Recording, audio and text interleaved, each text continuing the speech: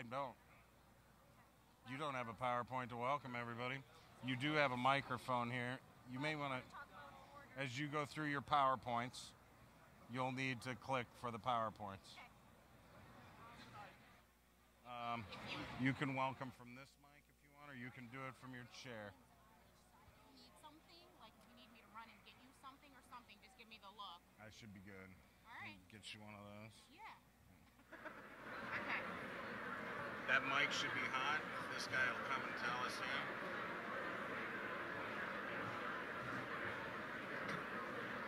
Adam's going to welcome people off here. I'm assuming he can use that mic. Yes. Is a power switch on it, or is it always hot? Okay. Yep, he'll be doing a little welcome. Are we still waiting for someone to be seated here? Looks that way. Corey, we're waiting for Corey. Your chair is empty, right?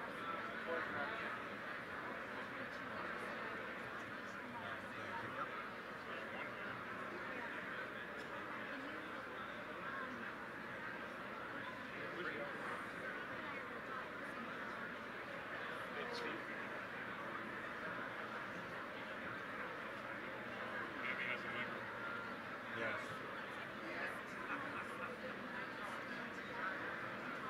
You'll have this. Are you going to talk at the same time? Yeah, possibly. You can grab that. Oh, okay, there we go.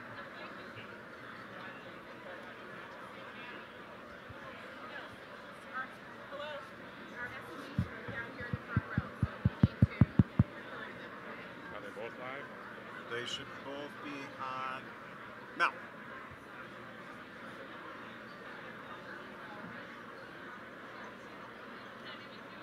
Grab me a tech guy. Thanks.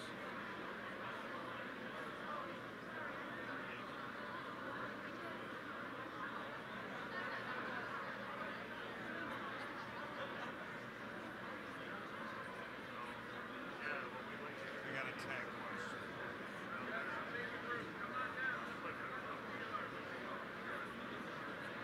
There's a mic on the podium, there's a mic on the stage. Are both of those hot? Yeah, well, I got two people who want to stand up and give a PowerPoint, so I can use both of those for that.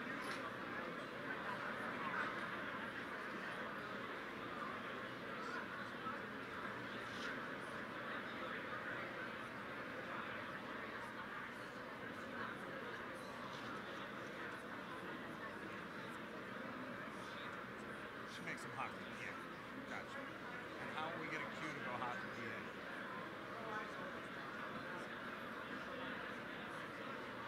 Alright, she's gonna get this from me when it's time.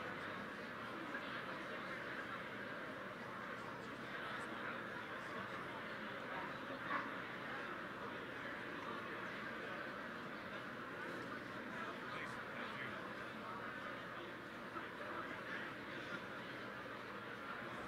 You ready? Your mics are hot. All right. Or should be shortly. You all ready? Yep. All right. Good evening, everyone. Good evening, everyone. My name is Adam London. I'm the director of the Kent County Health Department. I'd like to welcome you all here tonight for this second PFAS Town Hall meeting that we're holding. We've learned an awful lot in the past couple of months, and there's been an awful lot that has developed in the past couple of months since our last Town Hall meeting. We have a panel of experts here that are going to be giving you updates this evening, and then we'll have an opportunity for dialogue as well. Before we do that, I'd like to thank Dr. Scheibler and Rockford Public Schools for allowing us to use this space tonight. And I'd like for everyone to keep in mind that this is a space that belongs to our community. It really belongs to the youth of this community. The purpose of this space is education. Let's keep that in mind tonight. Let's make sure that we respect the place that we're in tonight. I know there's a lot of fear. There's a lot of anger and frustration in the community. That's understandable. I think we all have experienced some of that as well. I'm going to ask everyone to make sure that we keep this a safe place tonight. Okay, we can't have this become an unsafe environment, and if it does become unsafe, or if Dr. Scheibler becomes uncomfortable with what's happening, we're going to have to stop. I don't want that to happen, and I'm sure that no one else wants that to happen either. So let's keep that in mind. Let's stay positive. Let's learn from the experts that we have.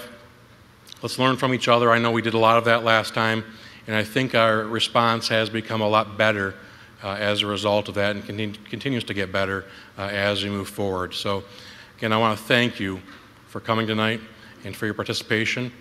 And I'm going to hand it over now to Steve Kelso, who is our communications director at the health department, and who has really been giving his blood, sweat, and tears to communication with all of you in the past several months. So thank you, Steve, and please take it from here. Thanks. Good evening, everybody. How are you all this evening? Thank you so much for coming. I'm thrilled to see that we have a full house, because I think one of the most important things that we're doing as the Kent County Health Department, really as any agency up here, is communicating with you.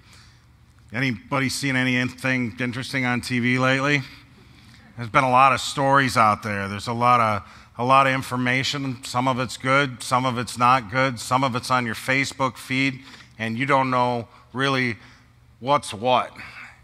And when there's a void in that information, when there's a hole somewhere in there that nobody's filling the facts in, I'm afraid some facts that maybe aren't really facts get tossed in the interim. And so we wanted to bring you tonight the best experts that we have. These are the people you see interviewed on TV when those folks come and interview them and want to do a story about what's going on in your neighborhood, in your community. These are the folks they come to. And so sometimes you might think, well, this is really all who's working on this, because you see these same 7 or 8 folks on TV. But I want some folks over here to stand up, and I want some folks over here to stand up, because we brought subject matter experts here. These folks are from MDHHS, MDEQ. They are from all kinds of agencies that are MDARD, the Michigan Department of Agricultural Research and Development. Could you guys stand up who are over here, who are working on this problem? And over here we have folks from your townships, your state and local representatives. Mike Scheibler with the Rockford Public Schools, excuse me. Could you guys stand up? Show these folks, these are just some of the people who are working on this issue for you and who want to see it through. Because I think at the end of the day, we'll all agree that PFAS probably shouldn't be in your water. Without further ado, I want to introduce you to someone. This is we're thrilled to have her here tonight, because the governor has formed a task force. The Michigan, and I'm sorry, I have to still read this because we're calling it MPART, the Michigan PFAS Action Response Team. And these folks will be putting together a large group of people to draw resources together, because I'm certain you've heard there's a lot of stuff that we don't know about this stuff. And we want you to find out what we know, what we're doing, what we don't know, and what it's going to look like going forward from here. So Carol Isaacs is the chair of MPART, and I'd like her to take over here. You can stay seated if you'd like. Do you want to tell? Do you want to put? Or do you want me to put? I can stay seated if I like, and I was already standing. So. Well, then you'll need to grab a mic. I'll need to grab a mic because that one's not working. What do you want me to do? Stand or sit? It's up to you. All right. Let me just start with saying I'm Carol Isaacs, and I'm here representing the governor's office, and I need to talk to you about a new initiative that signals the importance that the governor places on your issues.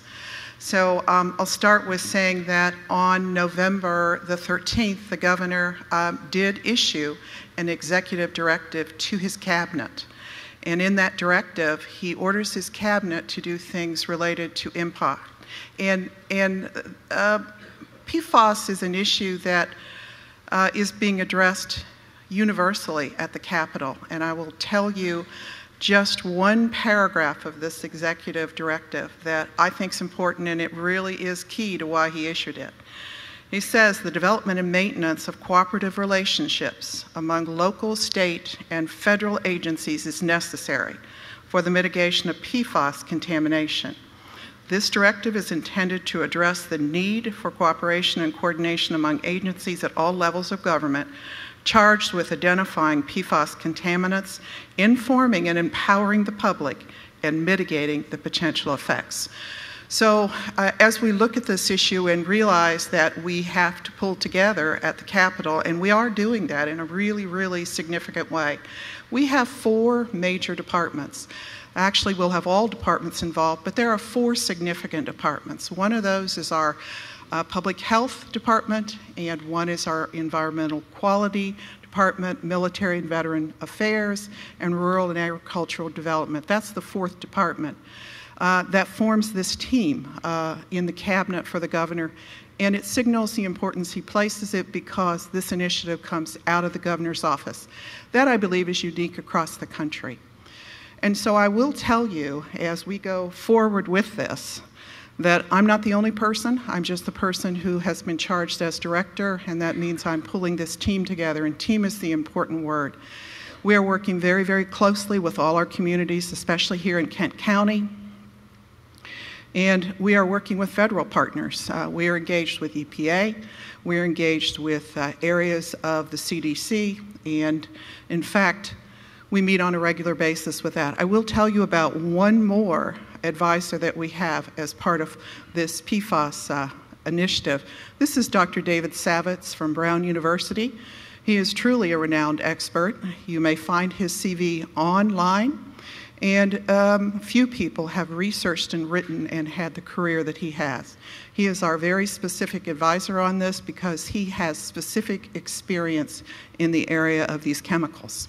So we're happy to have him with us, and we talk with him on a regular basis too. These are our departments that I talked about a little bit earlier.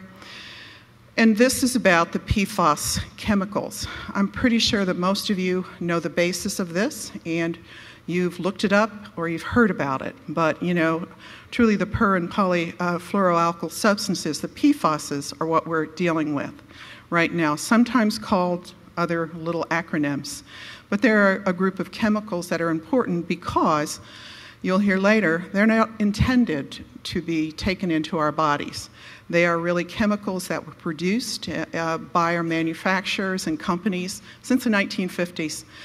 We have all certainly been exposed. I know I have in my lifetime. I'm old enough to have used all the products that contain this, and I am certain that most people have been exposed.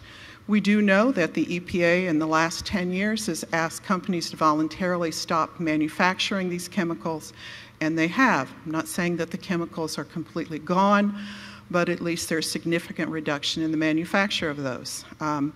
PFASs have been classified as an emerging contaminant.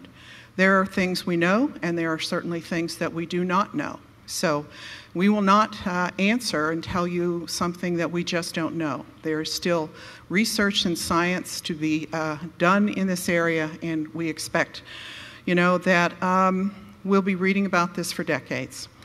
So I talked about the industry applications. Most of you are aware that it was in carpeting and waterproof clothing and shoes and upholstery and food paper wrappings and firefighting foams and metal plating. So if you think about that and you think about what's happened in your state, the significant part about that manufacture is that these chemicals are persistent. What it really means is they don't break down.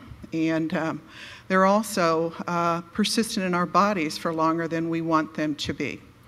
So most of what we know about PFAS and its effects that we believe may have effects on people really taken from lab studies, and you'll hear one of our toxicologists talk more about that.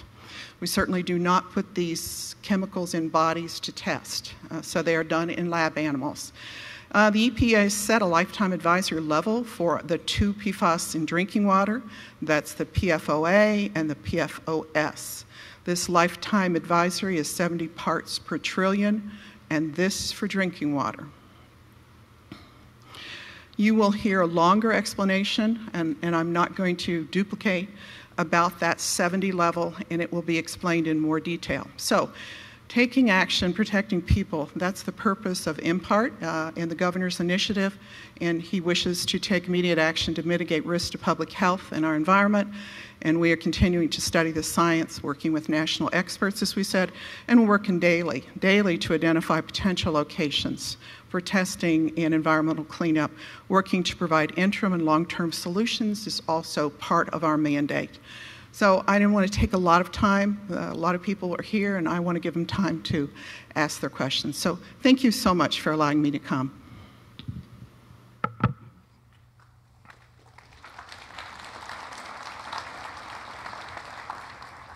Thank you. Thank you, Mary. Are you going to go for MDEQ next? That's how that's going to work? All right, everybody, this is Sue Leeming. She's with the Michigan Department of Environmental Quality. This is the agency, in case you don't know, that has their shovels in the ground. These are the folks who are actually on the scene and in the trenches who are actually really working this stuff and know about the environment.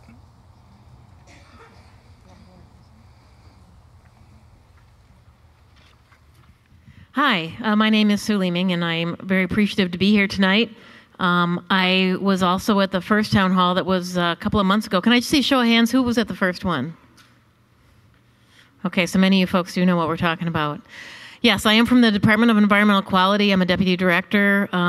Previously, I was the division chief for the Remediation and Redevelopment Division, and so remediation and working with contaminated sites is something I know enough to be dangerous about. I'm certainly not a technical expert, but I'm very pleased to be here tonight. I want to just focus on a couple of things, and one of them is our staff. As they mentioned, our staff, the DEQ folks, along with their other team members, have been out in the field and in your neighborhoods since the very beginning, and I just want to emphasize how much that goes to how we are here to do what we can and to do our jobs diligently. And I'd like my group to stand up. Could all the DEQ folks and AECOM as well just stand up? Because I want to show you the numbers of the folks that we've got here. We've got a number of them, our technical experts over here, managers, folks who work with us, a lot of our subject matter experts over there. We have over 20 staff people assigned to this project. Over 20 people assigned to this project just in Grand Rapids. We had to bring people in from all over the state to work on this project. That's how important this is to us. That's how much we care. We also have initiated an 800 number in the Environmental Assistance Center, and I know many of you have provided and made phone calls and talked to our staff to get additional information. We do the best job we can to try and lead you to the right folks and get you the right phone numbers and get you the right contacts. We have a vested interest in what goes on in this community. Many of the staff people that just stood up here live in this community. I'm from Lansing, but both my kids are married and they both live in this community. So we have a vested interest here, and we are here throughout to be here throughout this project. In terms of an emerging contaminant, this contaminant is different than many of the other hazardous substances that we deal with on a daily basis in our jobs. This is a contaminant that we don't know a lot about. We're finding out more stuff every day.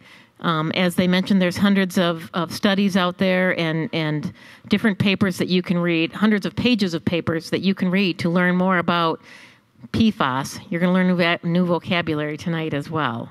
And there's just, you can read forever and find differing points of view, but we're all trying to learn as much as we can about how these chemicals behave in the environment, how they behave in our bodies, how we can remediate them once we find them. We're working cooperatively with our partners and all of the folks you see up here, plus the folks out, the other subject matter experts, and also EPA. We've been working closely with EPA for many months. We work closely with EPA on all sorts of things. On Monday, we actually had the assistant director to EPA, Scott Pruitt was here. His name is Ken Wagner, and he was here on Monday. And we talked with him extensively about what's going on here and what we're doing out here with the work that we're doing. We have a lot of partners in our team here, and we all have different roles, but we all work together collaboratively. And I kind of look at our team here as we're all different pieces of a puzzle. So we all have different roles. If you were to ask me a health-related question, I would put the mic down and hand it to my partner over here from DHHS or from Kent County Health Department. If you asked me a question about some of the environmental stuff, I would try and give you an answer for it. We're trying to respect our roles, but we work together really well, and that's been important in this whole project. So if you see us passing the mic here in response to your questions, it's because we want to have the right expert answer your questions. We don't want to take a stab at it. But because this is an emerging contaminant, lots of times there's just answers we just don't have. But we're doing the best we can. So I appreciate that very much. And again, I appreciate the opportunity to be here. and to listen to all of you and hear what your concerns are, and we will take all of this back as we do. This is one site in the state. We've actually identified what we're calling 14 locations, 20-some different sites of PFAS contamination across the state. I believe there's something like 33 states that have identified PFAS problems. It's not just in the United States. It's in Canada. It's all over the world. They find PFAS in polar bears. It's all over the world. And so we're doing the best we can to try and deal with this emerging contaminant. We don't have all the answers. We don't have all the health studies we need, but we're working on finding answers and taking action now. I think that's the important part. We're taking action now. So thank you. Sue Leeming, thank you very much. Over here now. Can everybody hear me? Hey, there we go again. Over here now. We have more folks from the DEQ because, again, they are the largest group that's involved with all of this. So Abby Hendershot and David O'Donnell have been boots on the ground for months now on this thing. Some of the first people I met when all of this started and when we got involved. And guys? Thanks, Steve. Is this one on? There we go. Okay, I'm Abby Hendershot. I'm the acting district supervisor for the Grand Rapids District Remediation and Redevelopment Division. David O'Donnell, I'm the field operations manager for the west side of the state for the Remediation and Redevelopment Division. So they told us we had 10 minutes. I said, well, I need 20. So I'm going to give you a lot of information, but don't worry because we're going to get all of these presentations put up on our website.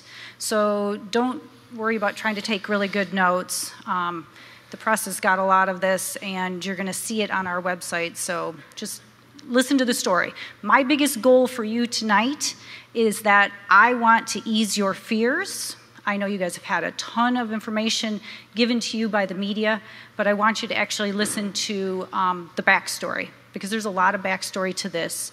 And one of the things that we've been responding to is that we don't have maps. We don't have that stuff. We've been really very diligent about trying to protect privacy. And so some of the stuff that you're going to see here might be a little bit more general.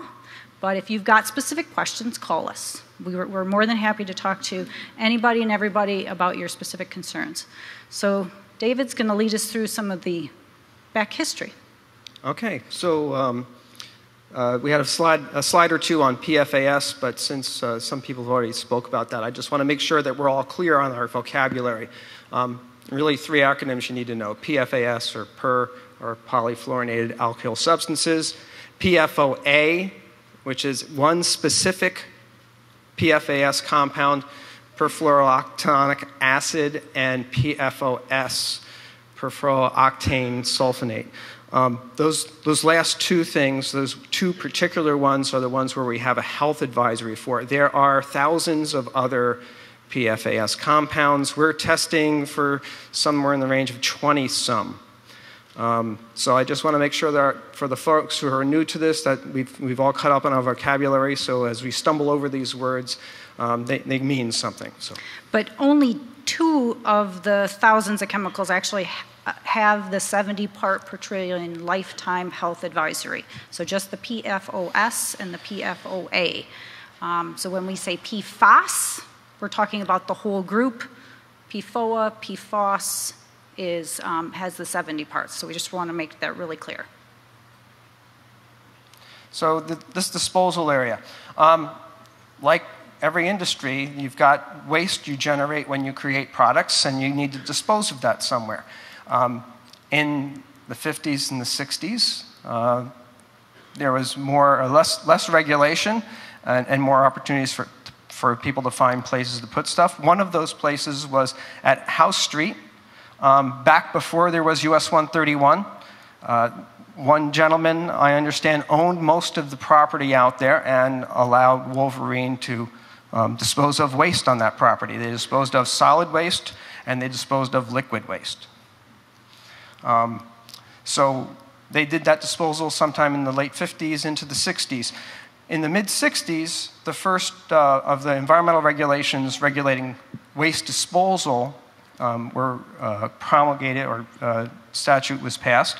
And so one of these parcels in that House Street area was purchased by Wolverine for use as a disposal area. It was licensed under Act 87 of 1965, and they used that for a number of years into the late 60s before they started using other areas. So recent events, in January of this year, a group of concerned citizens came to the DEQ expressing a concern about the potential for PFAS compounds to be in the groundwater in the area around this old disposal area. They brought that to us in January. We looked at that information. They had some very good information with that. And so along about March, we asked Wolverine to consider doing some sampling of the residences on the northeast corner, which was of particular concern to the citizens group. Wolverine did that sampling in April. The results came back in May. At that point, on the northeast side, none of those results exceeded that 70 parts per trillion. But as we looked at the information geologically for that area, we were concerned that it's possible there could have been some discharge to the south. So during that May period when we were examining the results, we were also discussing with Wolverine some further investigation. In May, independent of this work, the Department of Veterans and Military Affairs, on an entirely different program, sampled the Belmont Armory for PFAS compounds like they were doing for all of their facilities nationwide. We've got those results back in June. Those results showed that there was concentrations of PFOA and PFOS above the 70 parts per trillion level. At that time, we asked Wolverine to sample to the south of that old disposal area, and Wolverine stepped up and did that work. So from that June time period through July and August, Wolverine sampled wells. We found concentrations of PFAS and PFOA PFAS, PFOA, PFOS above that 70 parts per trillion level. Wolverine offered everybody who was sampled bottled water, and then when the results came back, they offered filters for those. And we continued to discuss with them, of course, further work to further define the extent of the potential contamination. In September, they started doing the actual environmental drilling on the waste disposal property itself. Yeah, so in July, that first set of houses was another additional 35, right? 35 houses at Roughly July? 35. We had identified 38. We picked up one. A couple people didn't want to be sampled. We got those samples later, so. Right. So here's what we have done since September. We've done the southeast expansion, and we'll show you a map here in just a second of what that looks like. We've requested Wolverine to develop a work plan to fully define the PFAS contamination, because that's really important. We've also requested Wolverine to remove drums and leather scraps that we saw on some of the properties. And we set up the expanded project team that Sue talked about. We have many people that we've pulled in across the state to help us address this. So this is what the plume, this is what's on our website right now. You will see the house street is outlined in orange, the study area is in pink, the buffer zone, and the southeast expansion. Those are all developments. As we got the results from the study area, we realized we needed to step out. So we created the buffer zone. We got the buffer zone results and realized we needed to step out. So we got the southeast expansion. So today, these numbers are hot off the press. As of last night, we have 640 homes in those 3 areas that were sampled.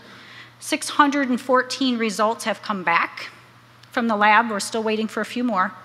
30 houses are above 70 parts per trillion. We have 404 houses that were non-detect for all compounds. And 180, well, I take that back, 104 non-detects for PFOA and PFOS, and 180 houses that came in somewhere under 70 parts per trillion. And that, we're still evaluating as that data comes in every single day, because we often get this data in big batches. We're sitting down with Wolverine and evaluating that data every single day to see, do we need to keep stepping out? What does that data look like? And, are we missing anything? Yes, we're missing something. And one of the things we're missing, Sarah's reminded me sitting there that the DEQ was working on this, but we were not working on this alone. Kent County Health Department has been a key partner for us, as has the Department of Health and Human Services, who have both given us a lot of great advice, and we value that working relationship. So as we were going forward with this, we weren't kind of freelancing this, we were talking with our partners, and we look forward to continuing to do that. Mm-hmm. So yeah, I should mention that, and I think I've got a slide to it coming up here, that we've been working with Kent County Health, with Department of Health and Human Services, and with Wolverine at the table as we all go through this data in real time, because we're not taking time. So you probably haven't seen a ton of letters from us. That's because it's happening so fast that we're doing this on real time. Whoops, wrong way. Sorry. Okay, so one of the things that you've probably seen in the news, because the news loves the pictures, the visuals of this stuff, is leather scraps. So at the MDOT property and at Imperial Pines, Wolverine has gone out and has actually done the leather scrap removal. They've removed the drums. This is a picture of what the shoe cuttings and the leather scraps looks like. So they're literally the stampings from when they cut out the shoe shapes to put on the shoes. And so it's like little pieces of scrap leather. So what we've been doing is, like I said, we've been meeting with Wolverine daily to discuss the data, discuss next steps and actions. We've hired AECOM to give us project assistance. They've got several PFAS sites across the state, and so they've got some PFAS experts that we needed in-house to help us with reviewing this data. We're also sampling some residential wells in some off-site areas that we think might have been impacted. We wanted to take a look at that. And we're investigating the off-site complaints. The reports that you guys are bringing to us, we're investigating those. We have taken 1,400 phone calls in the last 3 months. So we have, Sue mentioned our call center. We have 6 people in Lansing that answer the phone full time. We've called in another couple of people to help us in the district office because we've literally been drowning in calls and emails. So I apologize if it seems like we're taking a long time, but we're really trying to get to everybody. We've received 6 work plans. We've done 5 neighborhood meetings, 2 town hall meetings, this being the second one, and we've been providing, weekly updates to our legislature, our town hall, our township officials.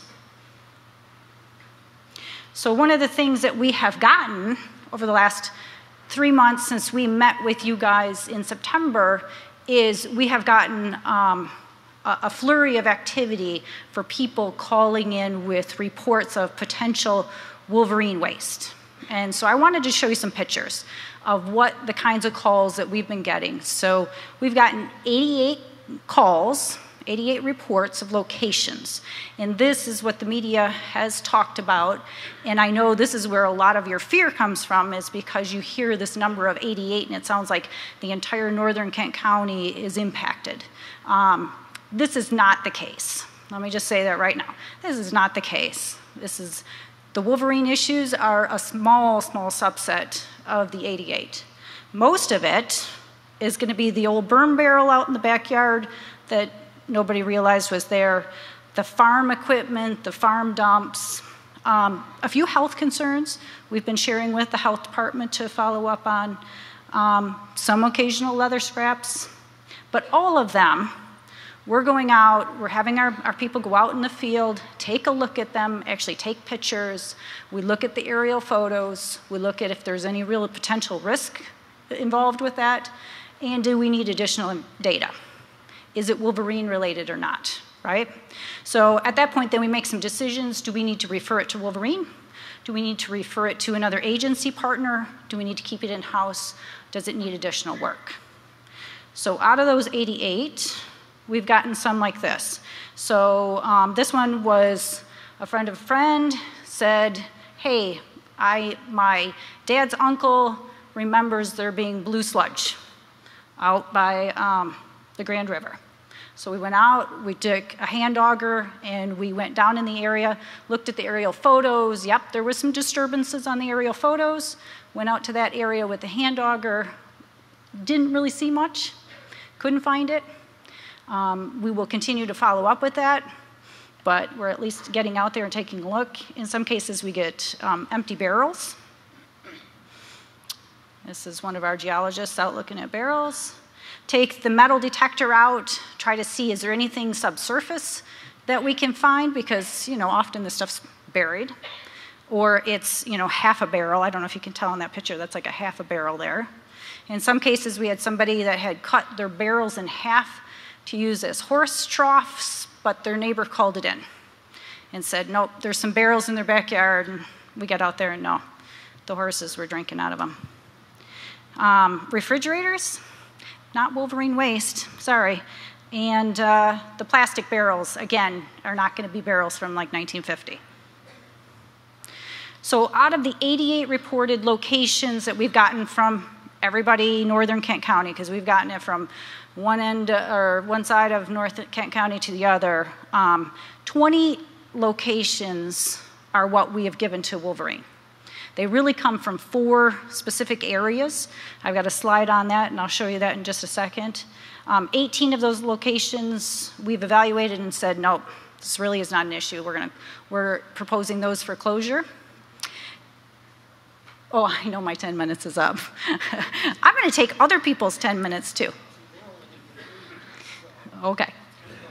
Okay. And 50 of those locations we have evaluated and said that it's not Wolverine, but we're going to follow up with some additional details on how to handle them. Okay? So the 4 areas that we requested for Wolverine action are along the House Street corridor. There was 8 different calls, 8 different locations in that House Street corridor that either had drums or had some leather scraps associated with them. All of those have been given to Wolverine, and they've already started to contact those property owners and take action on removing those things. The Wellington Ridge Wolven area, we got 5 calls, 5 different things that were associated with that, and we are taking action on. That's already underway. Wolverine has already started doing the sampling. The Jewel area as well has already been sampled by Wolverine. And then some miscellaneous things. The Resin neighborhood, the Ramsdale neighborhood, and a couple others that Wolverine has taken action on. So some of the things that we thought needed additional follow-up. Everybody saw the Ramsdale thing in the paper. That was solid waste. And as far as we can tell, there is no PFA concerns out there. So that one, we're finishing up the paperwork, but that one's going to get closed out. The Resin was a one where we got a couple of concerns where we had people who had actually eyewitnesses who had actually seen dumping, because apparently the Resin neighborhood at one point was a dumping area. So those results are in, and we're evaluating them, and we're going to take some action. Childsdale, same thing. Liquid waste disposal, only 1 report in that, but there was 8 homes in there. Wellington Ridge is a little bit different. One of the things that we're really trying to evaluate here is that some of the lime waste that Wolverine would generate through the years was used as a soil amendment for farmers. We don't know if that was something that was mixed and would have had the PFAs in it. We don't know if it was spread in sufficient quantities that would even constitute a groundwater issue, but we are going to study that because we need to figure that part of it out. And then Jewel, same thing. So those are both in progress, and we will get you results as soon as we can. The other thing that's really important is that we've gotten third-party testing. So raise your hand if you've done your own independent tests. How many people have done their own independent tests? Okay, so a couple. So we've gotten 57 sets of results. If you want to share your results with us, we'll take them because we're interested in seeing how it looks across the county. Right now, it's about a 50-50 shot of finding some low levels. And it's not, if you find a low level, it doesn't mean it's a Wolverine thing. I think we're just, there's so many different sources for this stuff. We're still trying to figure out what that means. 5 of those results were above 70 parts per trillion. And remember, those are, in this case, they were in areas that Wolverine was already sampling, but people had submitted their independent test results to us. So those people were taken care of. So if you get something where you've got an independent test result that's above 70, we're going to come out and confirm that. We want to make sure that anybody who has results over 70 is taken care of, and we definitely want to talk to you. What I want to show with this slide is just that the test results that we're getting from everybody across the county is very widespread. Basically all the way from 4 Mile, all the way up to Cedar Springs, over to Sparta, over to Grattan Township. It's kind of widespread. So I don't want people freaking out about their low levels in their water. What's ahead?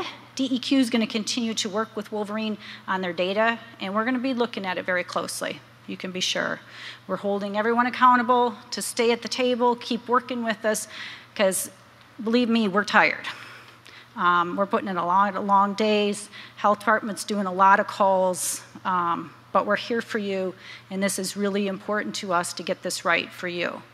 Because we don't want you guys worrying about what's in your water or worrying about what it might be doing to you. It is a priority. Obviously, protection of public health is our #1 priority.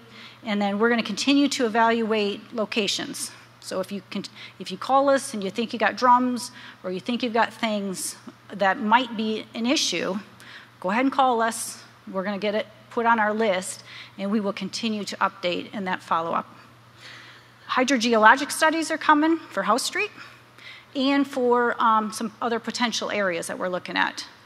And then we're going to continue to participate in the MPART team and keep working on it as a part of that team. All right, anything else you want to add?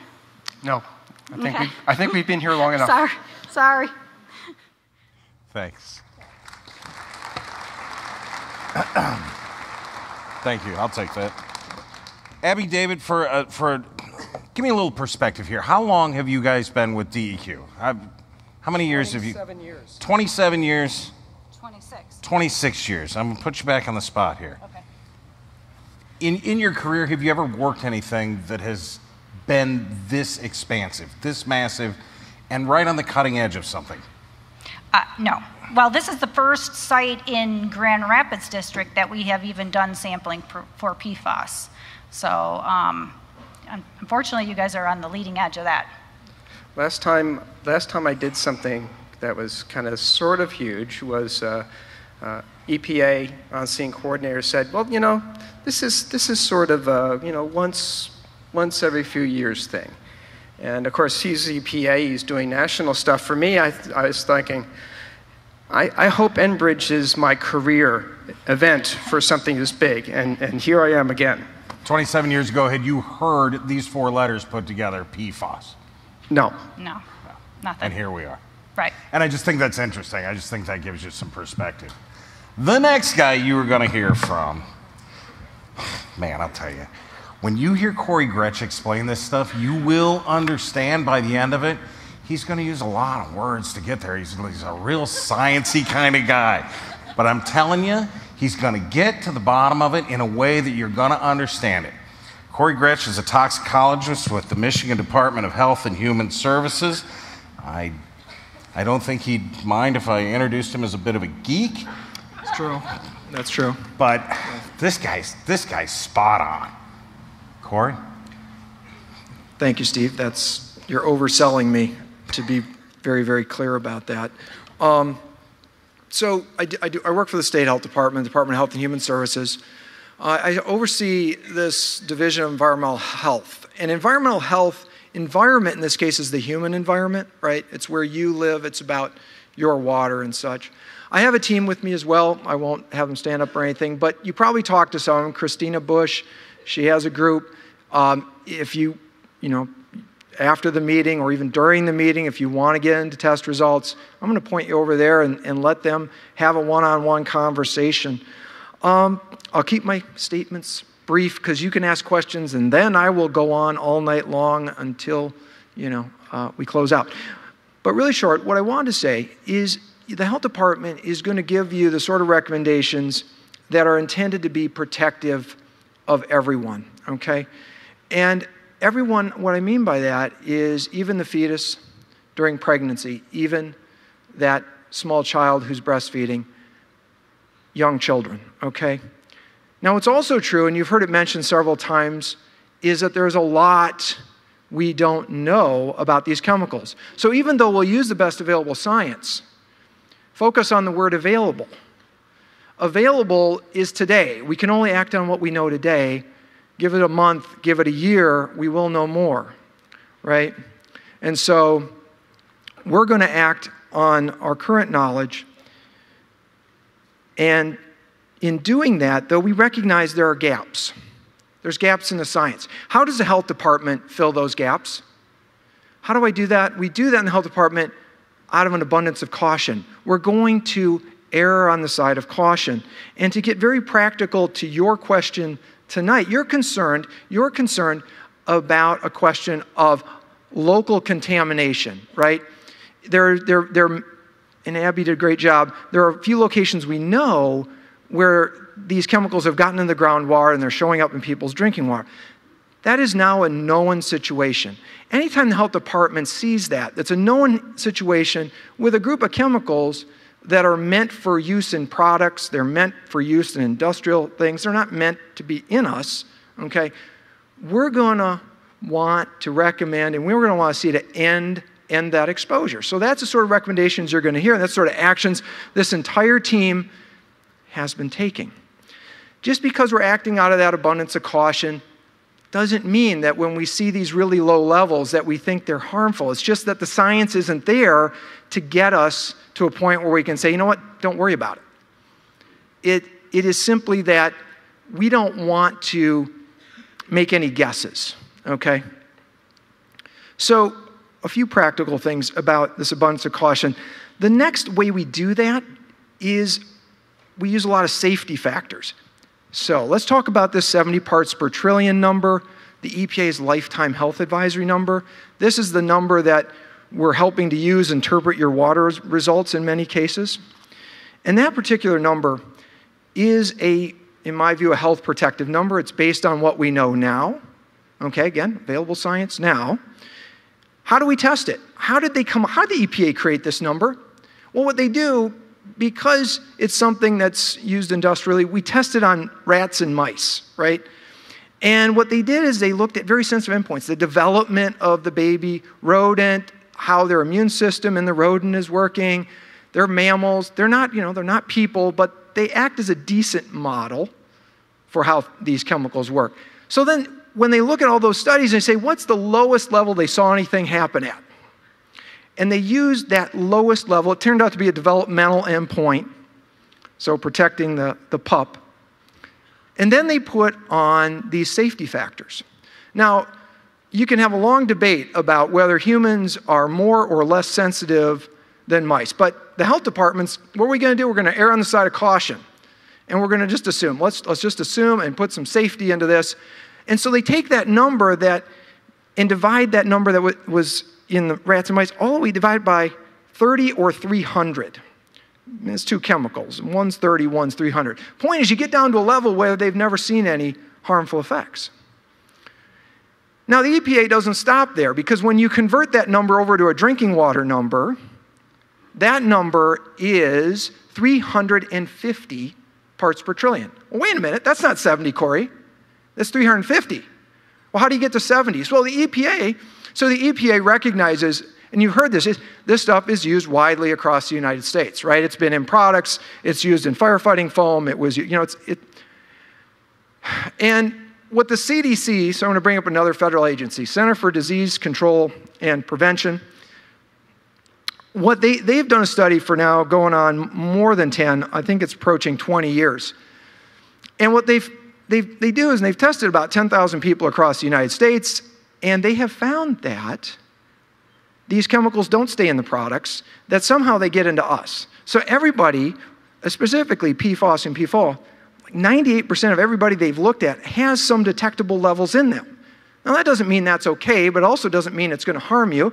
It means I can't tell you what it means from a health perspective. All I can say is that chemical doesn't stay where it is, it gets into you, and it means there's some level of exposure, some amount of this stuff you can't avoid.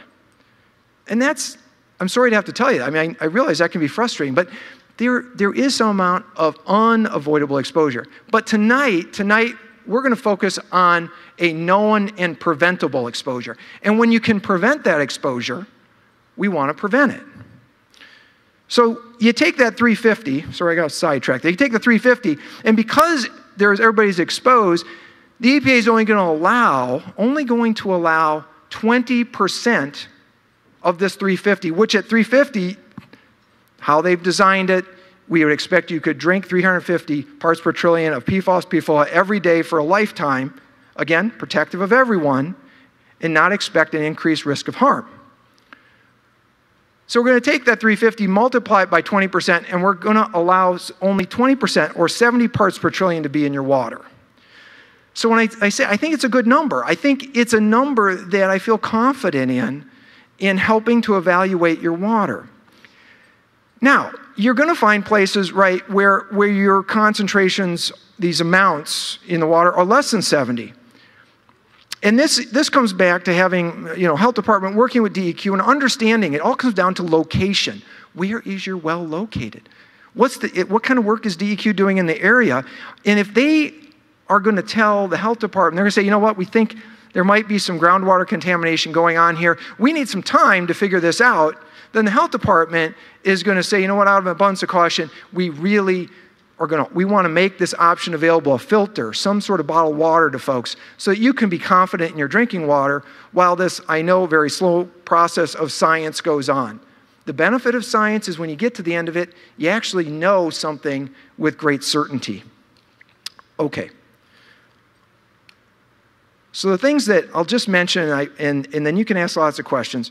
On the drinking water side, as I mentioned, we're using a 70 parts per trillion. I've mentioned that when it's lower and there's some concerns in the area, we still may be offering filters and such in cooperation with Wolverine. We also have been testing fish, Rogue River, Fresca Lake, Versluis Lake. What we found in the fish is very, very low levels, actually, of these perfluorinated chemicals. What is still there and has been there since the 1980s and is in every fish in Michigan and frankly every fish in America is mercury. So if you go look at our website called Eat Safe Fish, you're going to see mercury being the real issue that we talk about when eating fish. You can ask more about that later. And then finally, you may have read about the fact that the health department is going to review our records in Vital Records. The Vital Records there is, they keep track of reportable diseases. One of those reportable diseases is cancer, the occurrence of cancer. So every time somebody goes to their doctor and they have cancer, it gets reported both to the state and the federal government. Now, when requested, we will take a look at those records and say, are the rates of cancer similar or different? That's ongoing work. I don't have the results for you tonight. Apologies for that. It takes some time. But I did want to set expectations to realize, like when you go to your doctor and they diagnose you with cancer, does your doctor tell you why you got cancer? No. So when they report this, all they know is it occurred. They don't know what your job was. They don't know if you were exposed to perfluorinated chemicals. And so what does that mean? On the other end of this, if everything is exactly the same here as any part of the state, it doesn't mean that you weren't exposed to PFAS. I'm not going to draw some conclusion that everything is fine. On the other hand, if something is higher than in the rest of the state, I'm not going to be able to say, aha, there, it was due to PFAS. All we can do is review the records. We'll come and share that with you. And again, we'll answer more questions at that time. So I'm going to stop and turn it back over to Steve. All right. And answer more questions there. Corey Gretsch, everybody, did I tell you? You know what? I'm going to do one thing. You want to advance that? See, I wasn't so... Oops. It just keep talking. Oh, sorry. Okay. It wasn't so good. So I did want to point this up real quick, just to say there's a phone number if you want to talk to the toxicologist Monday through Friday, 8 to 5. There's also the state website that's all about PFAS, and the details of this are there. And then I always say you don't have to trust me. You don't have to believe Corey. There's really no reason to do that. You can go to the website at ATSDR and read all about these chemicals and learn about it for yourself. Okay. And then finally, there it is. A few notes, and I'll just leave that up there so just to remind you about the 70 parts per trillion and why we think it's a good number. So thank you again. All right, Corey, thank you very much. Appreciate it. You'll get a chance to ask Corey questions a little bit later, and he'll do that. He'll just keep going like that, keep talking. But did you get a better picture from that? I want to see the hands. How many people took advantage of the pre-meetings tonight? How many folks got to sit down and talk in there? How many of you, keep your hands up if you found that helpful? Did that help you at all? Was that a good experience for you? Because while you were in there, one of the folks you might have talked to was our Dr. Mark Hall, and you're going to hear a little more from him later. But I want to bring Adam London back into this. He is our Administrative Health Director at the Kent County Health Department.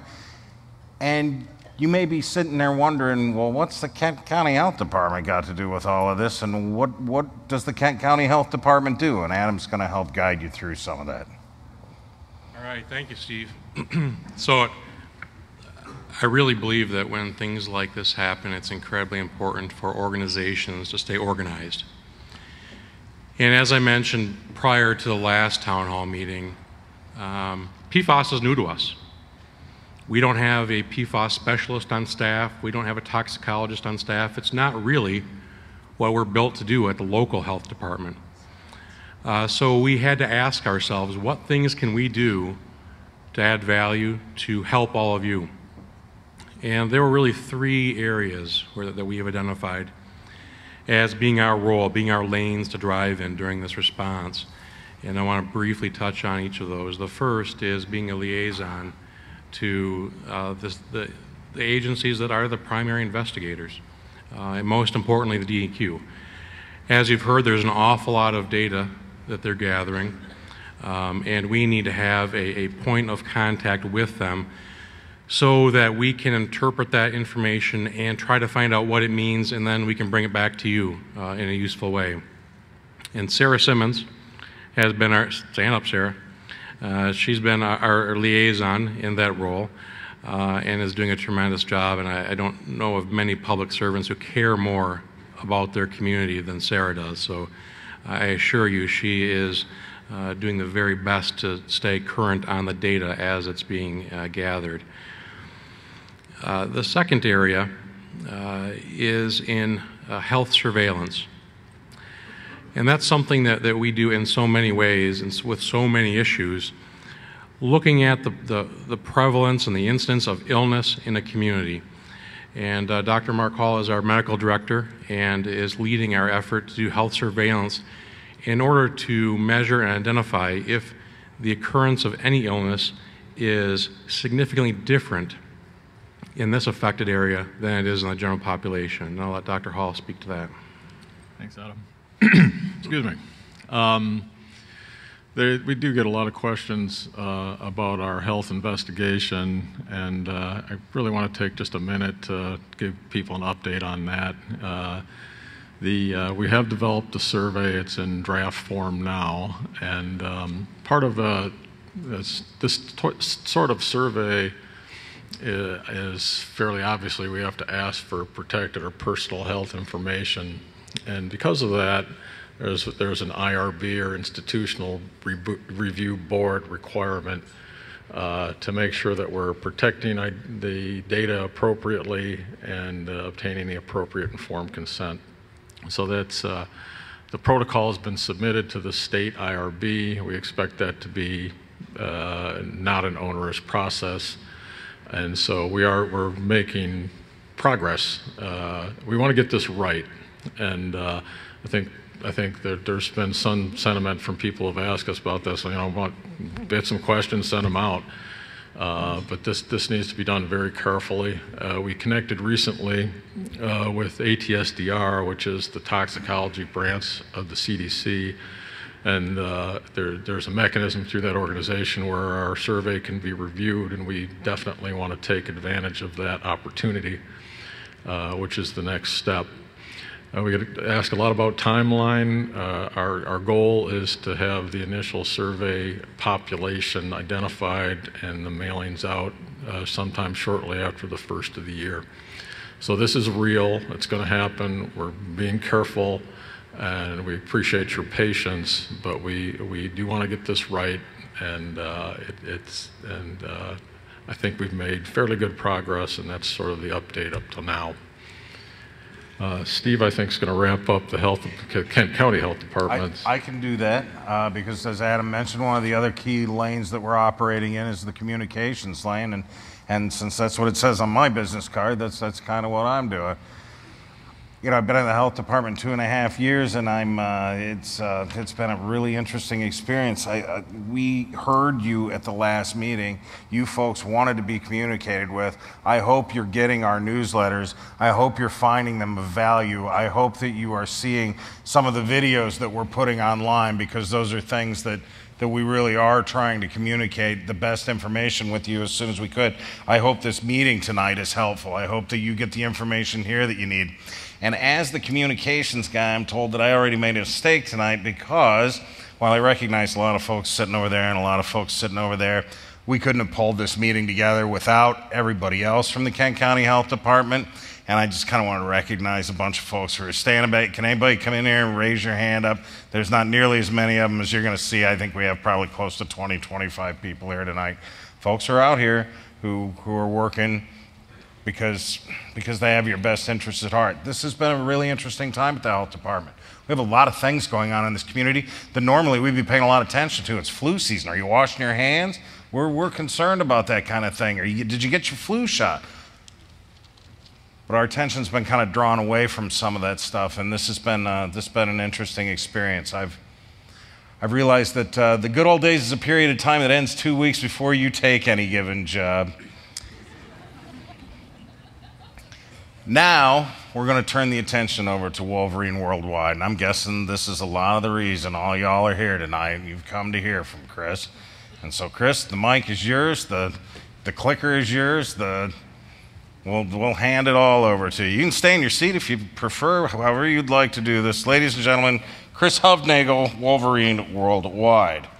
Thank you very much. First, thanks to everyone for attending, and thanks to everyone participating in the live stream. We know this is an important topic for the community, and we want to help provide some answers and hopefully reduce some anxiety and talk to you about what we're doing. Thanks to Kent County Health Department for hosting and facilitating this meeting. We appreciate it. Thank you again to Dr. Scheibler and the Rockford Public Schools for providing us this venue so we can talk to the community. I'm Chris Hovnagel, and I'm proud to work at Wolverine. We are trying to do the right thing for this community in which we live and in which we work. I'm joined by a couple of subject matter experts who are here helping us. We want to surround ourselves with experts who know about this and that can help us find answers together. Mark Westra, an associate principal with Rosen Westra, who's our environmental engineering firm we're working with, and then Dr. Janet Anderson, who's a leading toxicologist, and her expertise is in these chemicals, PFAS. I have just a couple of slides. We share the concern. This is important to us. We live here, we work here, and we are friends, families, and neighbors. I see a lot of Wolverine faces in the crowd tonight who wanted to come here and learn more about this and help show support for what we're trying to do. We're working collaboratively with the state and local agencies to get this, and this is important to us. That's okay. We'll keep going. We're working under the close supervision of the Michigan Department of Environmental Quality and other regulators to ensure we're taking all the steps necessary to understand and address the situation. I said this on September 12th. We want residents to have confidence in their drinking water, and we know there's a lot of anxiety out there today. We've tested almost 1,000 wells under the supervision and direction of the Michigan Department of Environmental Quality. And we're working to provide solutions to every resident whose water is being tested. Bottled water, single tap filters, and whole house filters to residents in the House Street area.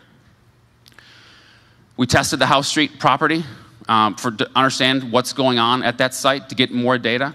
And we're working to clean up locations where we've identified waste from legacy operations. Abby talked a lot about the work that we've done there.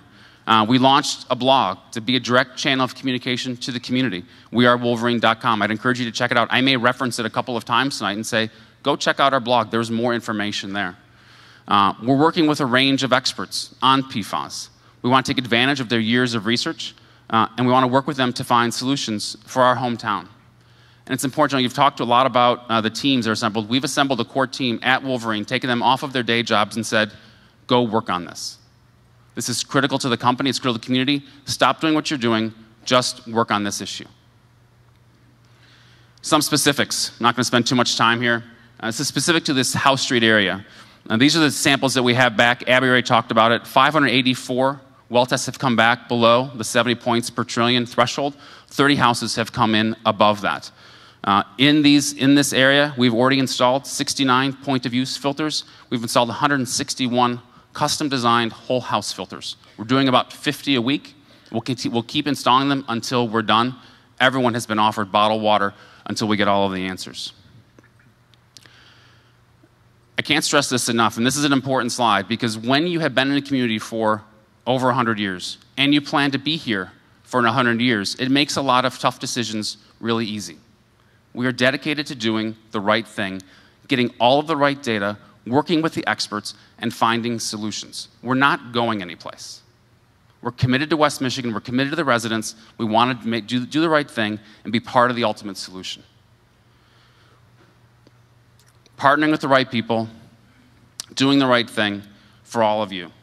We work to create direct lines of communications to you. We have a dedicated email address, housestreet@www.inc.com. We have a phone line. We also have our blog, wearewolverine.com. Hopefully that helps. I know we're going to I know you have a lot of questions to ask. We're here to answer questions and hopefully work on this together. Thank you. Chris, thank you very much. Appreciate your time. And yeah, that brings us to the next section of the meeting, right? Because that's what you came here for a couple of things. You came here to learn what you could learn, and now you've heard all the information that we can present. And so I asked them to go a little shorter, but now you've heard what we can tell you in an hour. And now it's a chance to ask your questions. But before we do, there are a couple of things you should know. Because we have a large crowd in here, I want you to know and note where the exits are. This is the best way to get out of here on these two sides. So if you need to get up and go, and if you need to get up and go, the restrooms are out there as well. Just thought you should know that.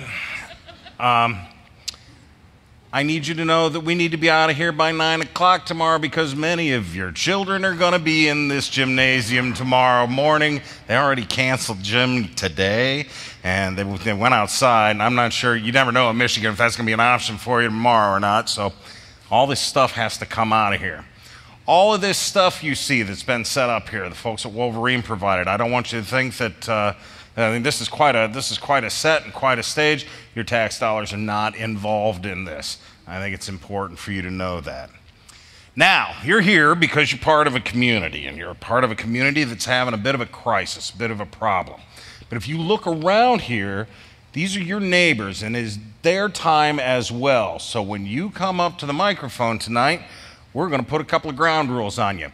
You step up to that microphone to try and sell me a water system, we're shutting you down. We don't want to hear from you. This is not a place to sell something. You come up to that microphone and you try to sign me up for some lawsuit or something, we're not going to hear from you. If you folks are here tonight and you would like advertisement for your product, I can give you the names of several reputable salespeople in the area who'd be happy to sell you television time. You probably know who they are already. If the decorum in this room disintegrates and gets to the point where it is not respectful to your neighbors and not respectful of their time, we will also shut it down. That comes at the order of Dr. Mike Scheibler, who's seated over there. It's his house, and away we go.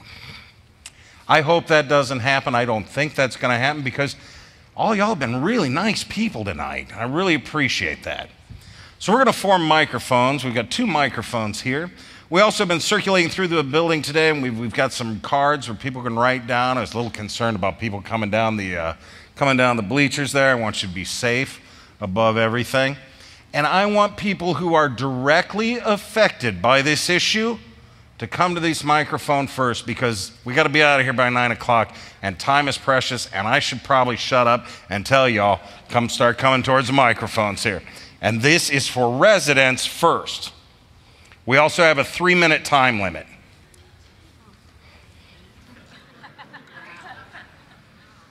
And I'm going to ask you to give me your name too, please. My name, you can call me... Can you step up the mic a little bit there? You can identify me as a parent citizen, okay? And I'll try to keep my emotions down from there. This is all about the unknowns, okay? I've heard no facts about what level of exposure triggers the various maladies associated with this. I've heard, I've heard various things regarding how it's removed from a body. And this is all about replacing the unknowns with facts, okay? Two facts that I don't think are getting enough exposure. 1, nanograms per liter is equal to parts per trillion. If I'm wrong, please say something. Step up a little, Mike. There you go. Nanograms per liter is equivalent to parts per trillion. True or false? True. True. Okay.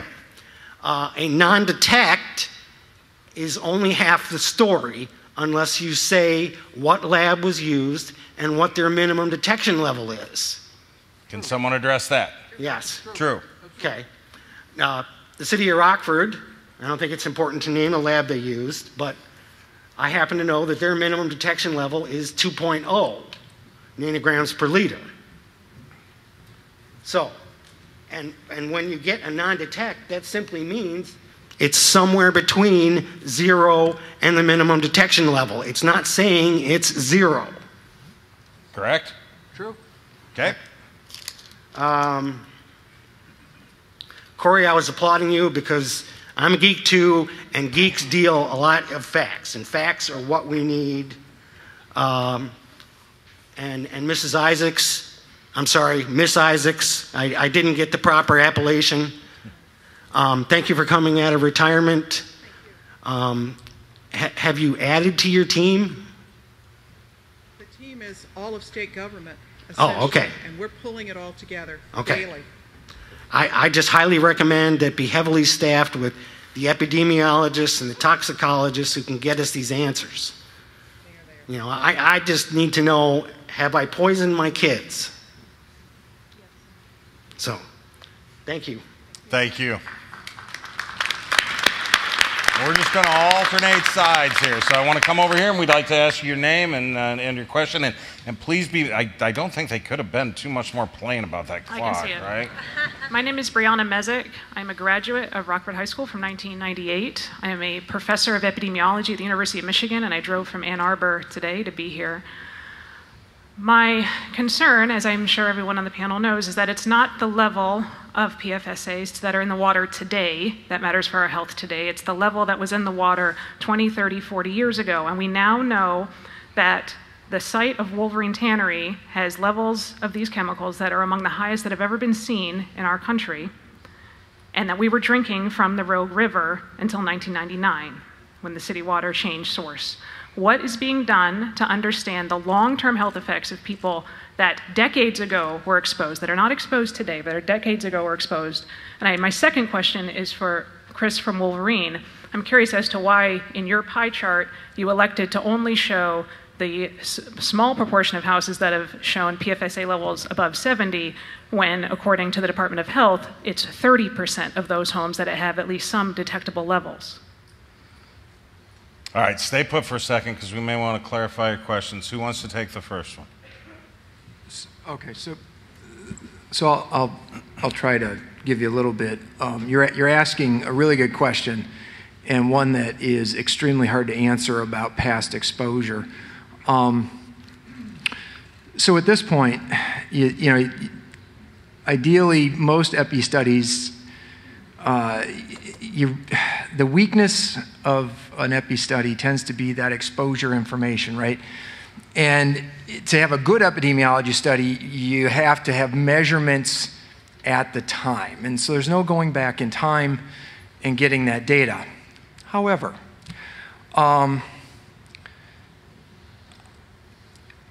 you know, as the EQ goes forward and they figure out what's known now, and as Dr. Hall said, going through and looking at doing the work he's talking about in their survey, that question is one that we would always, if there's a way to go back and answer that, that would be great. Now, they were able to do it in the C8 study. They did some, you know, modeling and back calculation of exposure.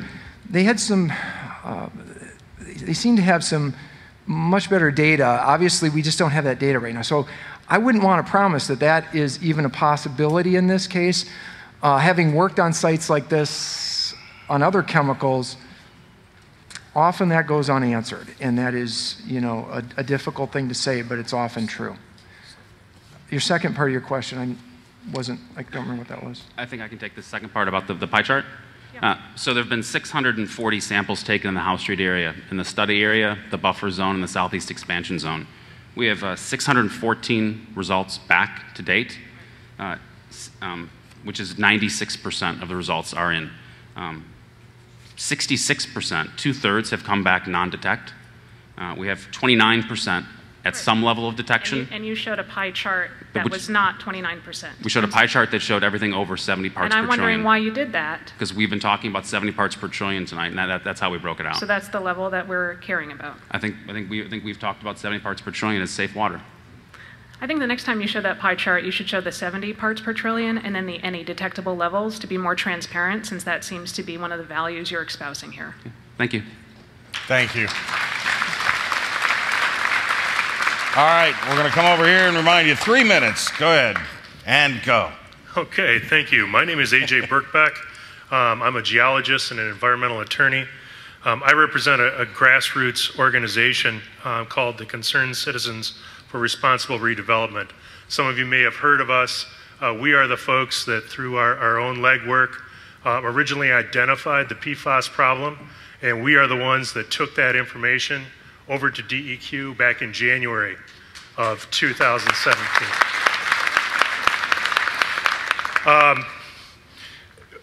We really just have 3 goals, and I don't want to spend too much time on it, but the first is a complete investigation, and I think we are now on our way to starting that, and that's a very positive sign.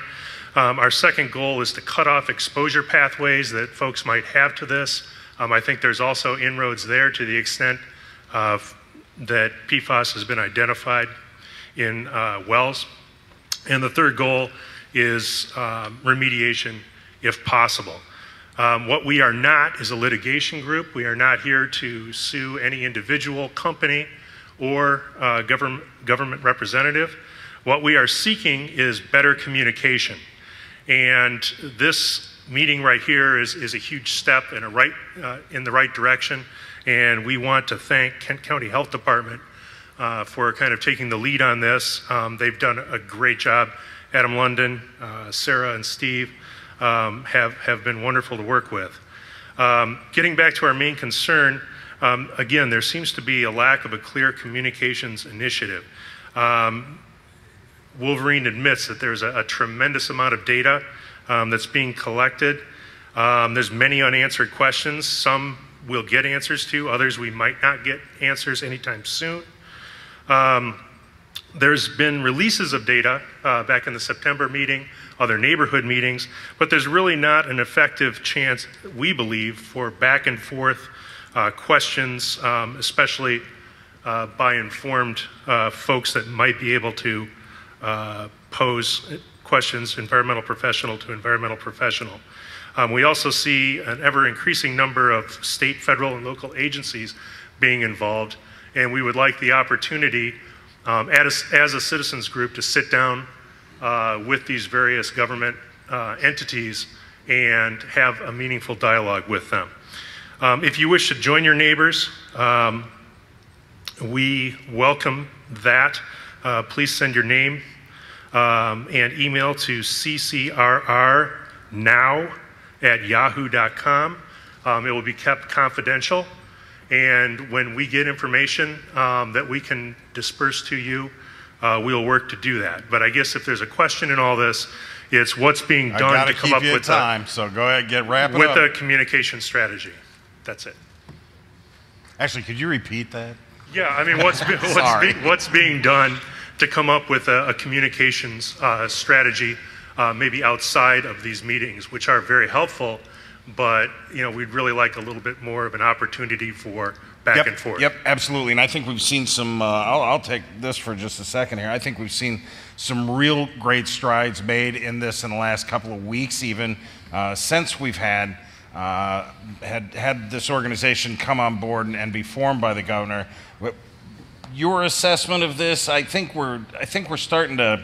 We needed some way to coalesce to get everybody together, and I think we're starting to hit on all the cylinders here. We've had tremendous communication in the short time period that I've been here. I know that people were communicating before I came on board, so it's not something I did, but I am encouraging it, and I found a total willingness from state departments to have regular phone calls and meetings with people who want to be informed. And that includes everyone in this audience and that 800 number and talking individually with people. So I realize not everybody's story is the same, so we'd like to do the best we can for everyone. Anybody else want to address this? Because I think it really is one of the more important parts of what we're doing here. Adam? It is one of the most important things we're doing, and there's as has been mentioned, there's a lot that we don't know. But that doesn't ever excuse us from not telling what we do know and being present and being available in a way that that empowers the kind of dialogue that AJ spoke of. So I think that we need to do better. I think we need to keep doing better. I think we've come a long ways since September. I remember, and those of you who were at the town hall meeting in September remember all the very pointed questions about communications. And I know we've come a long ways since then, but I think that your points are valid, and we need to explore ways that we can continue to do better. I know that we've done better just in the past several days with getting some coordination and some better intentional dialogue between the agencies involved. And I want to tell you something from a different perspective, because I spent 30 years working in television news, and they're still drinking and driving. I told them not to do that, and they continue to do that 30 years later. So sometimes we need to understand how much we need to over-communicate. We've told you how many times to wash your hands. Did everybody wash their hands before they come in? So it is difficult, and we need to do a better job, and we need to realize sometimes how often we need to keep saying it over and over again, and consistently between the agencies, and certainly we're going to be talking more. Thank you very much. Thank you. Over here. Hi.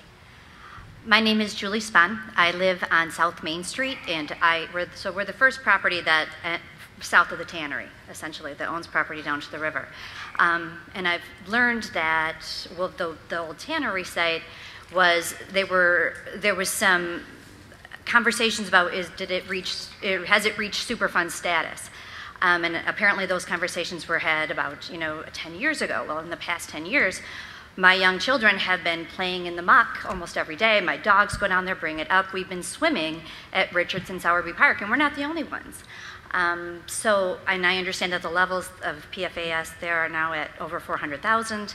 An expert has said that's perfectly safe for swimming, but it's not safe for me. And is there a threshold that says, like, how do we know that the Rogue is safe for canoeing, for swimming? Can we eat the fish? I have a lot of concerns about what's happening at the tannery. Thank you. Can somebody help with that?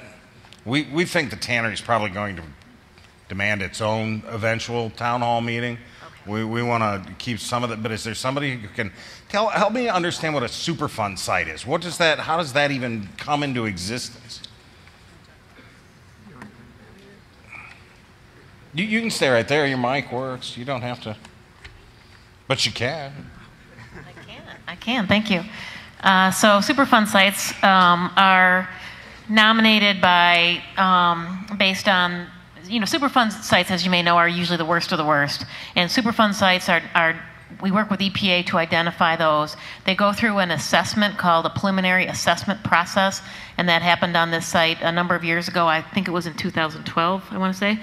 And at that time, EPA looked at, and this is I believe the tannery site actually, looked at the site and said they would deem it that it was a OCA, which is a otherwise cleanup authority. So they relied on the state to do that cleanup.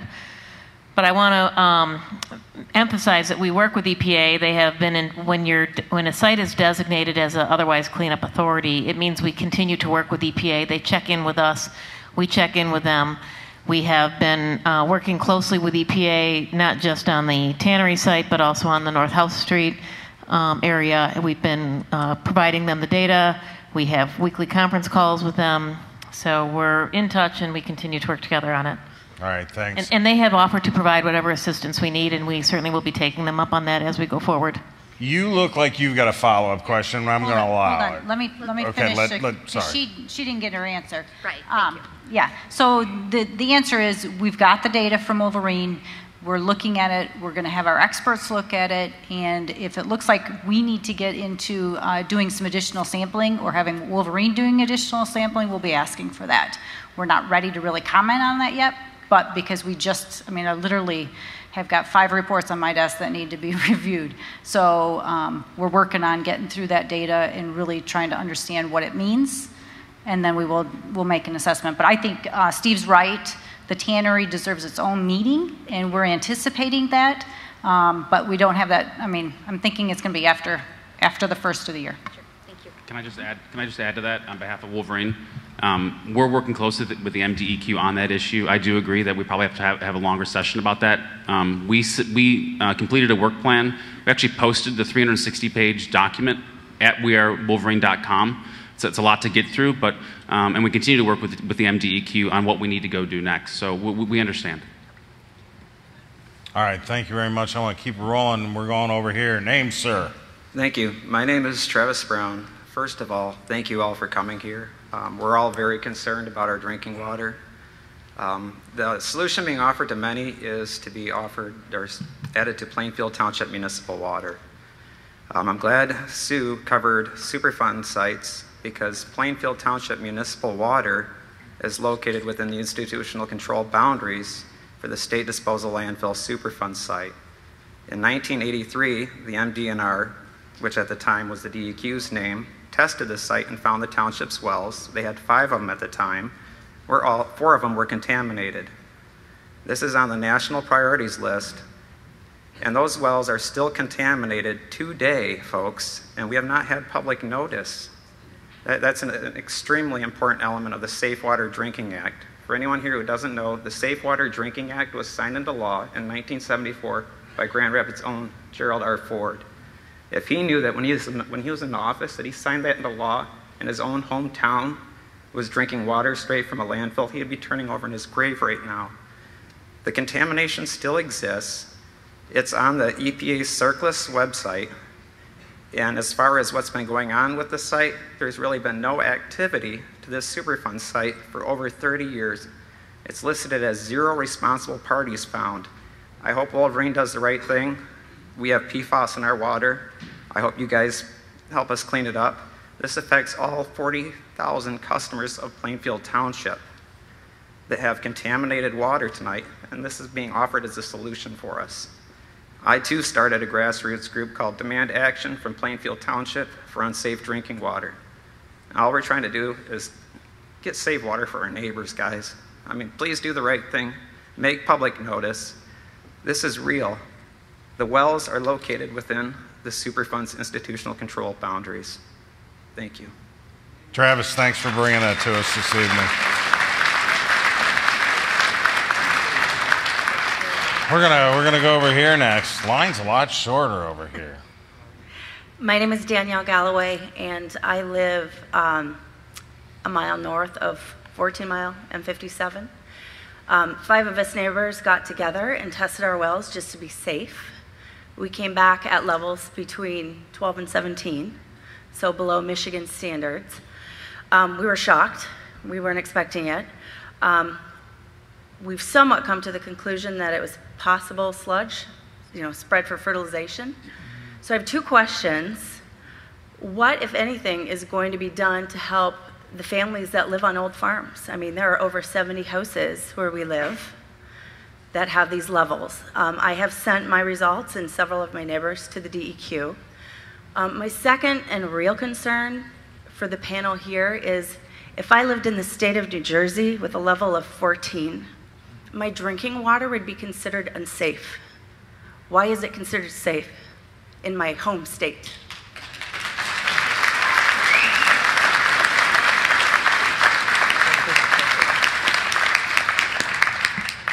No, that's a very fair question. So there's a number of calculations that everybody, so the 70 part per trillion, the 14 part per trillion, I think there's a 20 out there, somebody has a 1 out there, and all of them are trying to get to a number where you say, below that, we have no concern, we have no action. And when you get above that number, there's some amount of risk.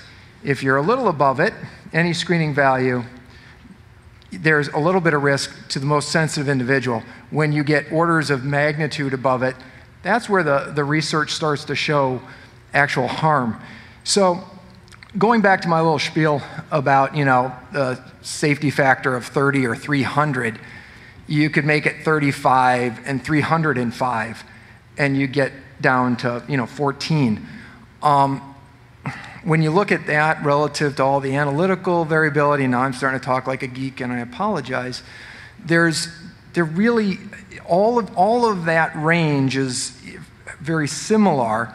And that's why when the health department, what we look at is, your first question, what about sludge? Is that contaminating the groundwater? To me, that's the more important question. And if you have contaminated groundwater and it's elevated, you now have a known problem. You have a known source and it's preventable. And then, that's where we need to work with our partners. We need to work with you and your community and end that exposure.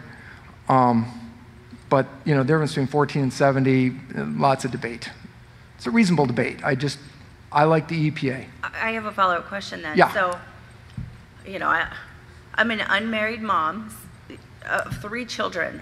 I'm looking at a week from Friday spending $3,000 to do a whole house filtration.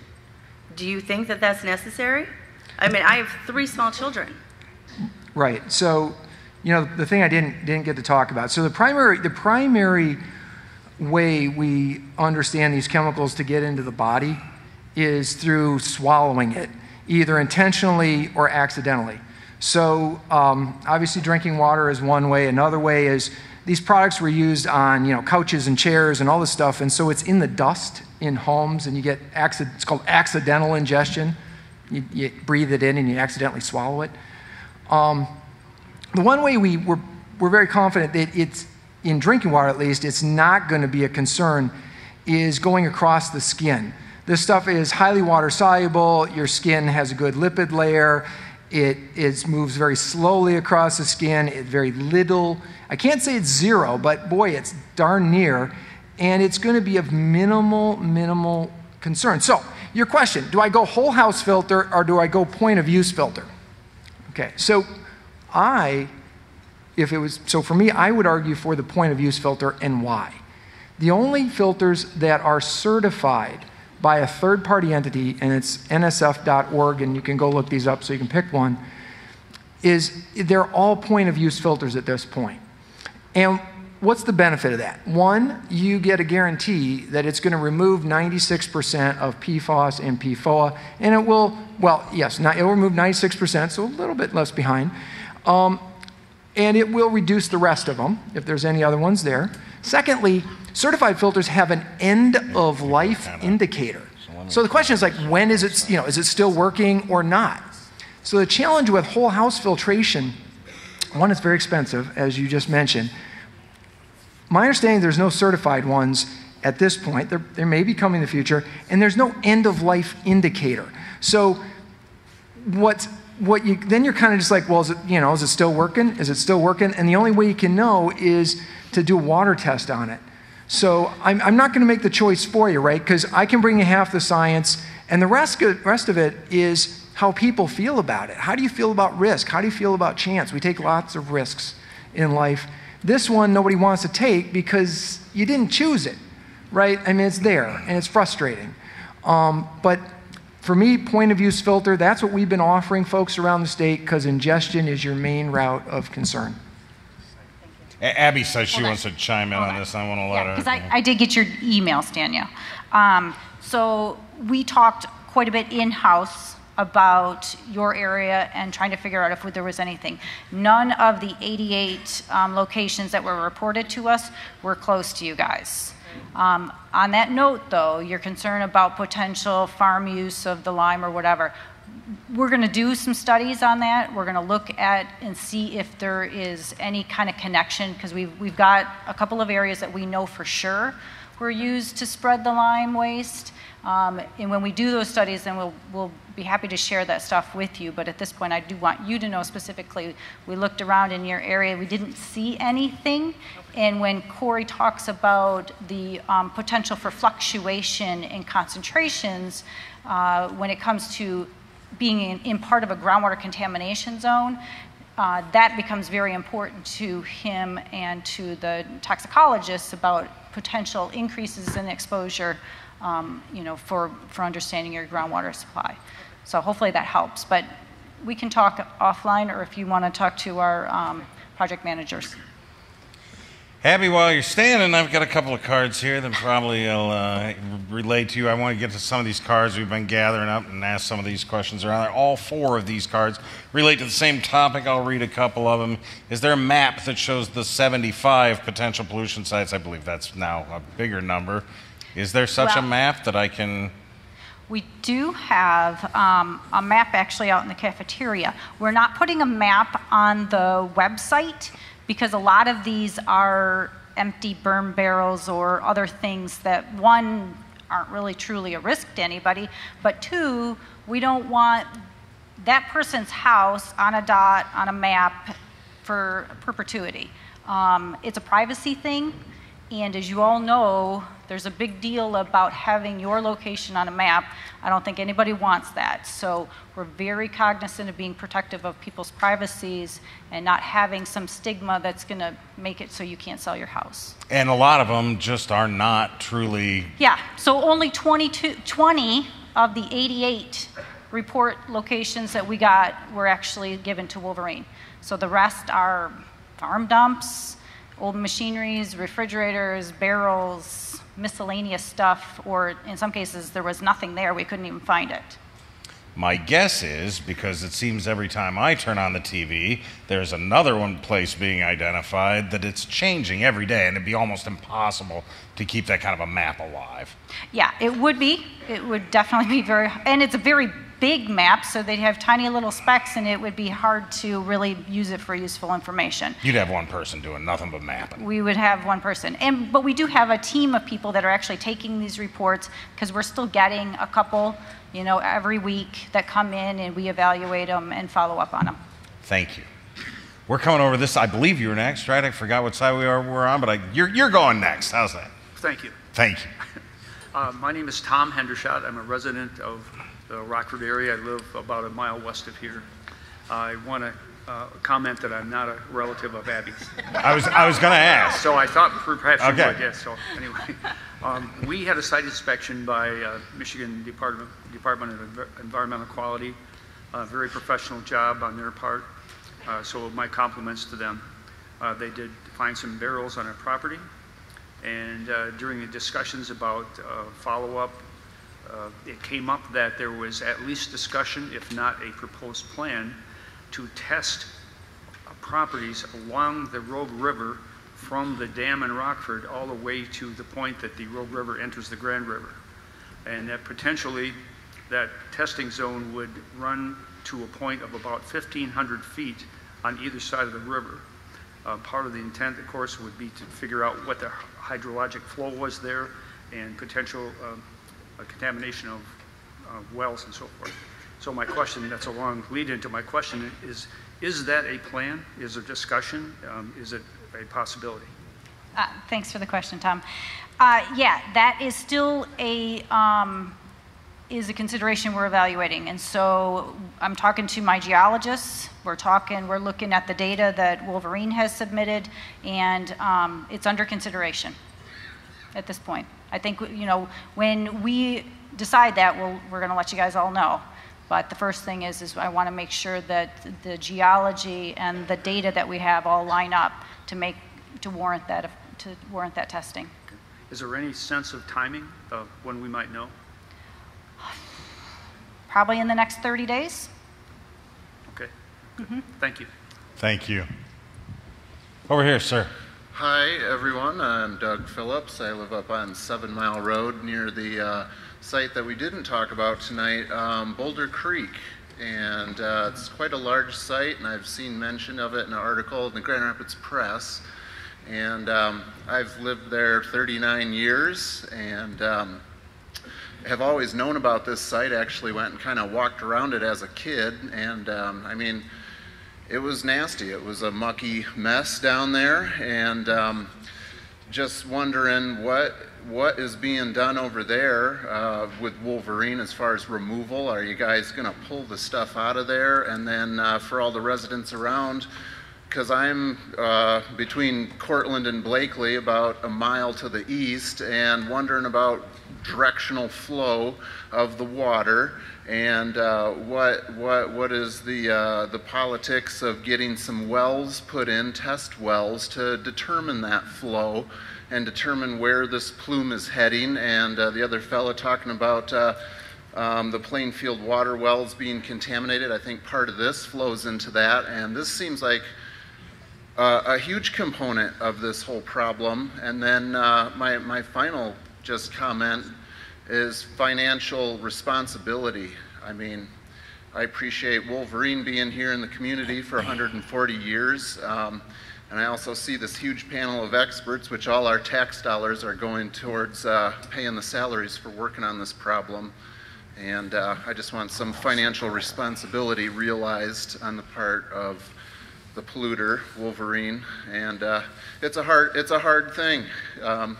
You're part of the community. You know, we're all here. Now we have this huge problem, and let's just do it right and have some financial accountability and make this right for everyone. Okay, that is good. Thank you for the comment. And maybe I'll take the last part and then turn it over to talk about the site.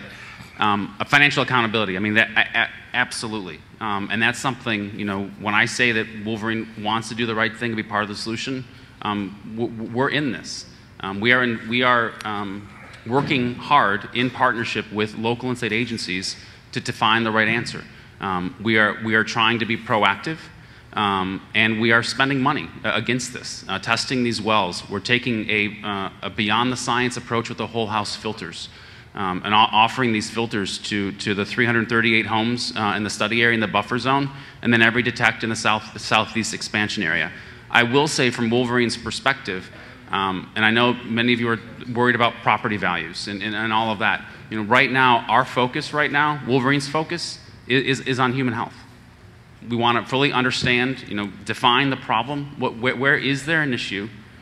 Work to and then eliminate any risk to human health that exists. But we're aware of that.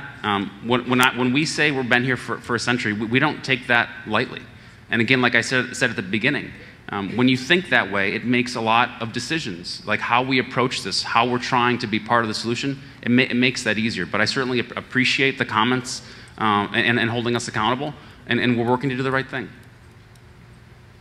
So, Northeast Gravel, Boulder Creek Golf Course, unlike the House Street disposal area, is a well-studied and understood site of contamination. It's been on the list of sites of contamination since there was a list of sites of contamination.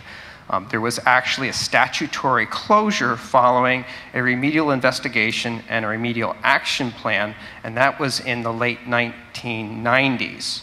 So they did a hydrogeological study there. They examined the existing wells that were in place at the time and are still there, and whether they were in the capture zone of anything that might come from that waste mass. And what they've determined for Northeast Gravel is that the groundwater flow direction in the remedial investigation is due south. And we recognize there's some wells due south of that area, and so we're taking the steps to check those wells and try to figure out if there is something coming off that wasn't tested for in the 1990s. But there is, in our files, you can get a copy of that. The remedial investigation, the hydrogeological study, and it is a well-studied site, so we know a lot more about that than we do at House Street. Thank you very much. We are over here now. Yes, my name is Lynn McIntosh. Oh, are you waiting? I am. I'm so sorry. Go, no, you I was wondering too. Please, sir. No, I thought you were. I stood out of line, apparently. No, yeah, I thought you were like hosting this or something, and then you were going to pull me off if I got out of hand. I didn't think I looked that official. But my name is James Scroggs. I live in a neighborhood that is currently being investigated for the groundwater. And we've lived here for 15 years. I've raised 2 toddlers since 2004 in our home. And we're very, very concerned about the issues that we're talking about tonight. I do appreciate the panel tonight and all of your efforts. And I understand that that you're very diligent in pursuing the issues at hand and trying to address them as much as possible. I have a 2-part question. One is, the Rockford community is not unique to this problem. There are many other communities around the country and around the state that have had issues with PFAS and PFOAs. And so I wanted to know what steps you're taking to use and utilize the resources from the national scene on this issue to address the problem, so that we can address it in the most efficient way. That's my first question. And then my second question is maybe a little more superficial, but I think we're all concerned about this, is that, of course, we're all concerned about the health repercussions of the potential health repercussions of this issue, whatever they may be. But we're also concerned about the stigma of the property values, which you mentioned earlier, and what that is going to do for our most treasured investment in our life, basically, our homes and our property, going forward, and what you're going to do with that as the results come forward, whatever they may be, to remediate that for the Rockford community. Okay, so I'll take the first part and maybe a little bit of the second part. In terms of how are we cooperating or learning from the other states and other parts of the country in this, I can tell you that we're participating in these phone calls, which are just amazingly, we've learned so much. These are national phone calls that EPA is sponsored, and they're once a month we get on the phone call and learn about different issues in different states and how they're addressing them.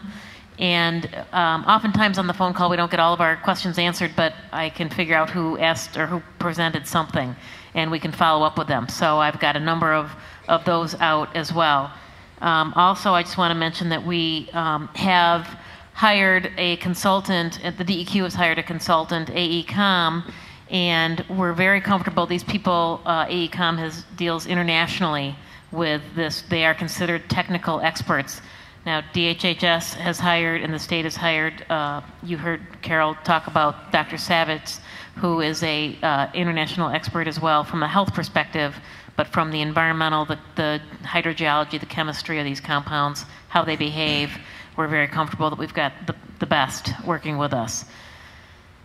You want to do the... Sure. So I'll stand up too. On the health side, in addition to Dr. Savitz, the department has a long-standing relationship with the CDC, with this Agency for Toxic Substances and Disease Registry, ATSDR. And when we get into these, what are complicated situations, we call in the cavalry, we call in our resources. And so tonight we actually have one of my favorite colleagues, PhD toxicologist here from ATSDR. He's here to learn about the situation, go back and figure out, how can ATSDR resources help us both here in Rockford as well as at the other location in the state. So we're definitely actively pursuing those federal resources and then trying to coordinate, amongst ourselves as well. No, I'm going to add one more thing. Part of the governor's executive directive was focused on pulling together national standards so that we could all go forward in a uniform way, and it would be more efficient for us to do that. So that's a goal that he has set. It's a really high goal, but it would be good to have national protocols that are all the same so that we don't wonder why things are different here or there. So we're working on that, and thank you for that question. And I want to address I think you had a question about property values as well. I get that, and I empathize. I have two boys, like you said, you had two toddlers, and I think I would think about it the same way you are: health first, and then home second, because one of your greatest assets is your home. And I think we're going to, again, like I said earlier, we're focused on health first, trying to get answers. We know that we have to talk about other issues down the line. We will approach that the same way we've approached all the topics that we're dealing with. We're going to try to gather all the right data as quickly as we can. We're going to surround ourselves with the experts and talk to them and figure out what needs to be done or what should be done, and then work together to find solutions. And we'll approach that topic the same way. Thank you. We've been sitting here for quite a while. You guys have been sitting out there watching these folks, and I've been standing here watching you, and I'm seeing you getting a little antsy, a little edgy. So if you want to stand up for a second, stretch a little bit. We're with the health department. We think that's really good for you. Get up, stretch a little bit, say hi to your neighbors, shake a hand or two, crack the back. Don't tell me it doesn't feel good. It's nice, isn't it?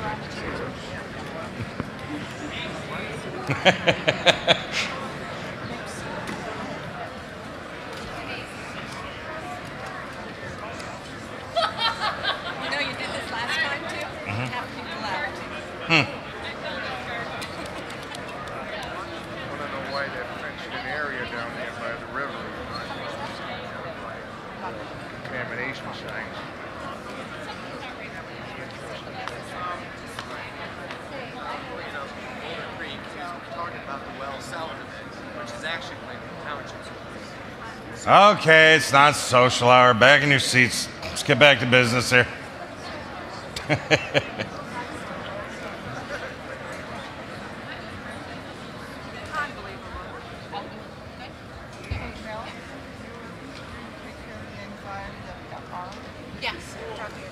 Okay, let's get back at it here. We're over here this time. Get control of this noise here first. Can we check Get control of the noise here there first. There we go. Can everybody hear? Let's go. Okay, well, let's let it settle down here for just a second. Hi, my name is Ed Mezek. I live here, and due south of the Wolverine plant, the perpetrating plant, one of them, and north of the post office and adjacent to the river, there's a big fenced-in area. I'd like to know from Wolverine if that area is identified with signs, and if not, why not? I'm sorry, I don't understand the question. Contamination signs. Is it identified as contaminated area? And why not, if not? I don't believe it's identified with signs, and I'm more than happy to look to see if it should be identified with signs.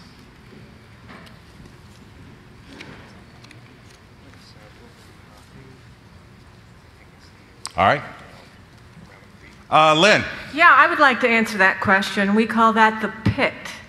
And it was identified in 2010, 2011. There's a lot of contamination still there. We are also part of the group that when Wolverine Worldwide answered about contamination on their site, the question was answered, there is no known contamination on the property, period. That's it. There was no testing done before, during, or after, except for citizens who went to the EPA and said, you know, this isn't adding up. We've got pictures, we've got tannery workers. Looks like there's a lot of problems here. And there are and there have. It was the tannery that brought our citizens group to the House Street. I used to walk up and down House Street on those 5 houses south. And Mr. O'Donnell, I need to correct you. The citizens group is grieved that you tested east and not south right away when we talked to you in January. Because when nobody was doing anything in 2013 and 14, I knocked on 5 of those doors. One of the person who has a very high number, her husband was alive and answered the door. He didn't look well, but he answered the door. And I said, excuse me, but do you know that there's a dump site right here? I don't know a lot about it. I did an interview with somebody. I know what they dumped. I know this stuff can be problematic. I just want you to know nobody else is doing anything about it, but I want you to know. I went to those 5 houses just as a citizen, assuming that's the way you go, south. That man is not alive anymore. So I have a problem with this glowing scenario tonight because I don't like words being put in my mouth. Those 5 houses south should have been tested right away, and Kent County Health should have known right away, and they were not told right away, period. Mr. Huffnagel, if you want to be open and transparent, why does it take Wood TV8 to find the 3M letter that points out that you weren't telling us the truth at the last meeting? Oh, we didn't know. We didn't know that Scotchgard had PFAS in it. Huh. Now that does not build confidence. Anything you say tonight means nothing to me because you were hiding back then. Why should we believe you now? DEQ, this is I'll say you were warned by a very fine member of your own staff, Robert Delaney, in 2012. He was very concerned about this. He wrote a paper to the DEQ, to the director. It was called Michigan's Contaminant-Induced Human Health Crisis by Robert Delaney and Dr. R. de Grandchamp, addressing the challenges, blah, blah, blah, and it was specifically about PFAS and PFAS. And they urged you to get on this, to get ahead of the game, to think about it 5 years ago, not now, when some citizens group just happened to finally have enough proof to be able to go to their DEQ and say, you have to test these wells. You have to test them. We know they've never been tested. 5 years ago, you were warned. We're in time, Lynn. Okay, I'm sorry. This audience needs to know that you have to ask questions. I am grieved at how the DEQ, except for key members. There are good people at the DEQ who want the information. They want tougher laws, and I know I'm almost done, but I'm also a little bit upset because last time before I spoke, everybody stretched and half the audience cleared out too. You know, it's like... That's a coincidence. Yeah, well, okay, whether it's a coincidence or not, this is important information. These people need to know. You have to keep asking questions. You have to keep researching. I've been at it for 7 years. I have my A list of people who have helped lead to credible information, and I have been in an information bog. In order for folks to ask questions, they're going to have a turn at the mic, and your time is done. Okay. Thank you. Thank you. We're going to the mic over here. Hi, guys. My name is Cody Angel, and I live about a mile south of your current containment zone on Post Drive. I want to circle back a little bit and talk about Boulder Creek. 5,000 feet south of Boulder Creek dump zone, what is Plainfield Municipal Water System that currently serves, as Travis said, 40,000 residents. A mile south of that is a Superfund site that Sue, I believe it's Sue, yes, talked about how hazardous that is.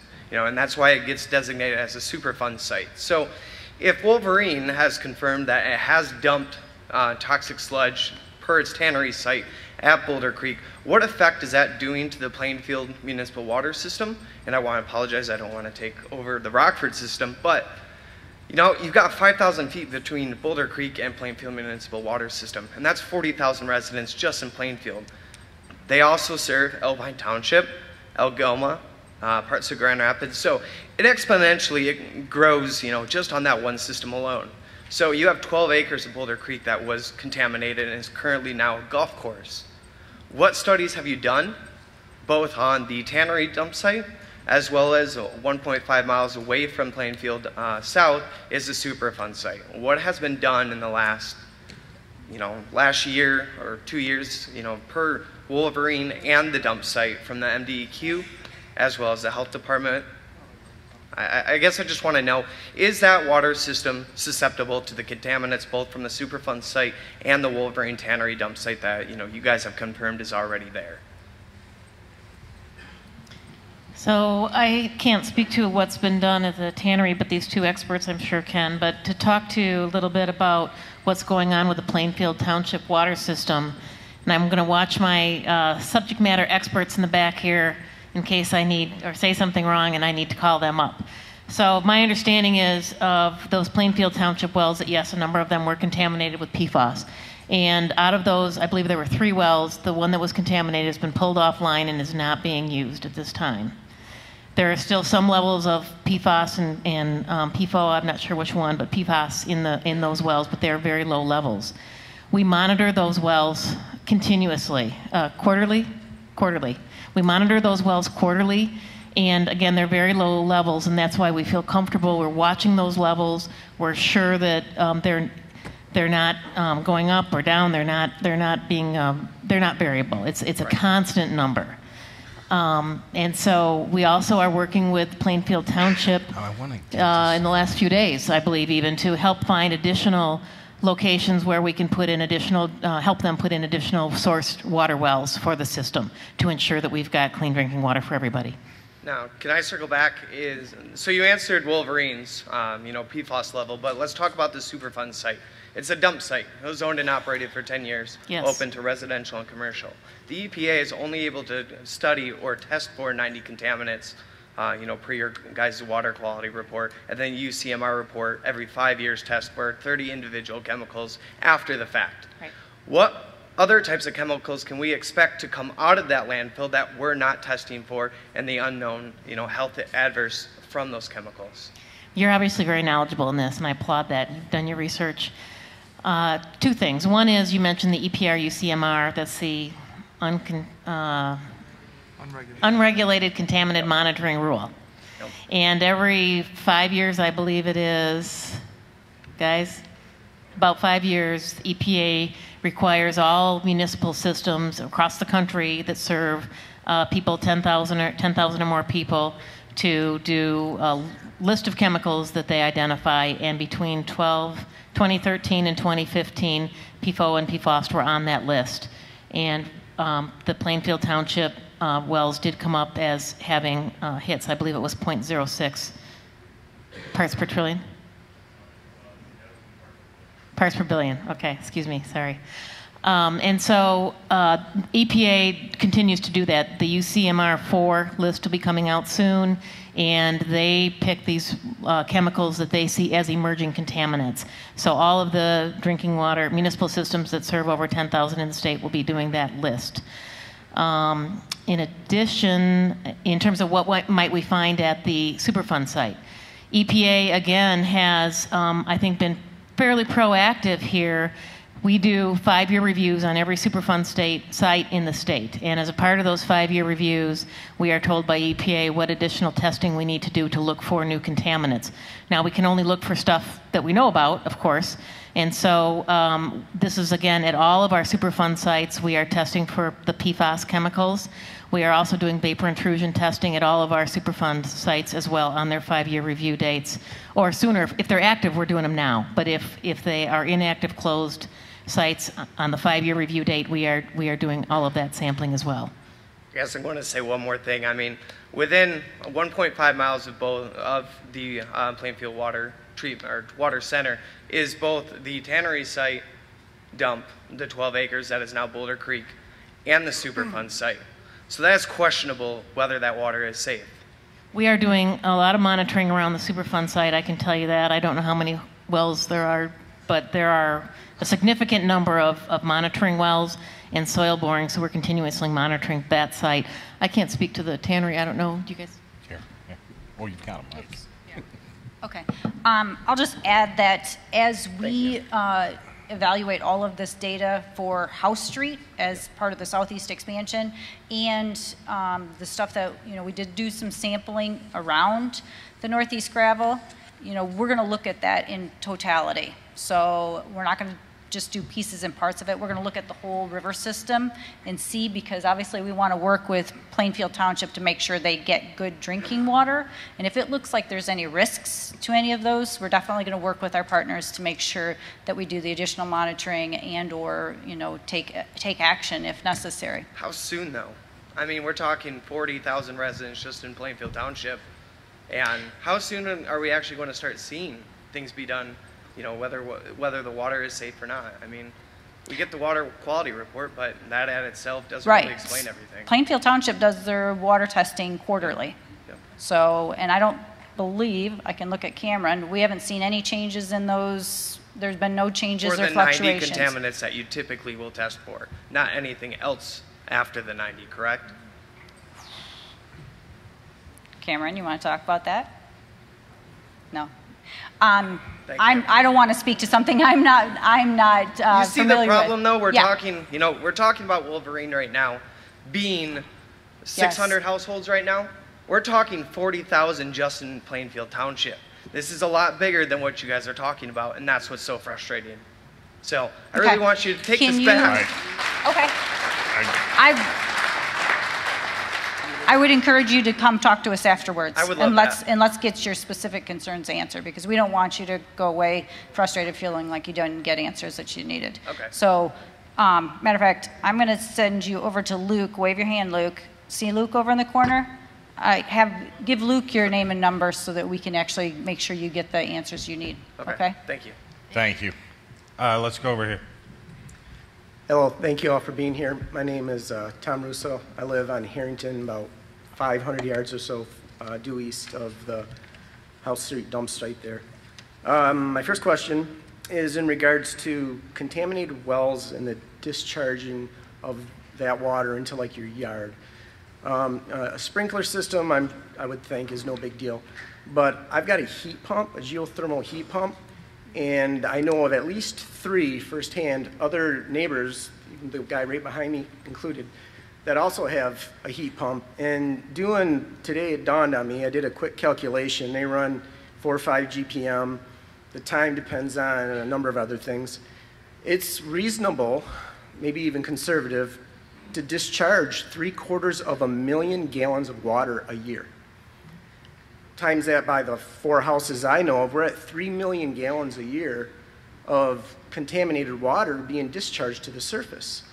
Is that something that's acceptable to the DEQ? That's my first question. Second is the water. It's kind of funny. This past week, this whole Plainfield water thing has come to light. I kind of thought I had this figured out because I had all the markings in my front yard and whatnot. Now come to find out, well, Plainfield Township water might not be the greatest thing. Thinking rationally long term, I do believe it'll get fixed. It's probably just a matter of time.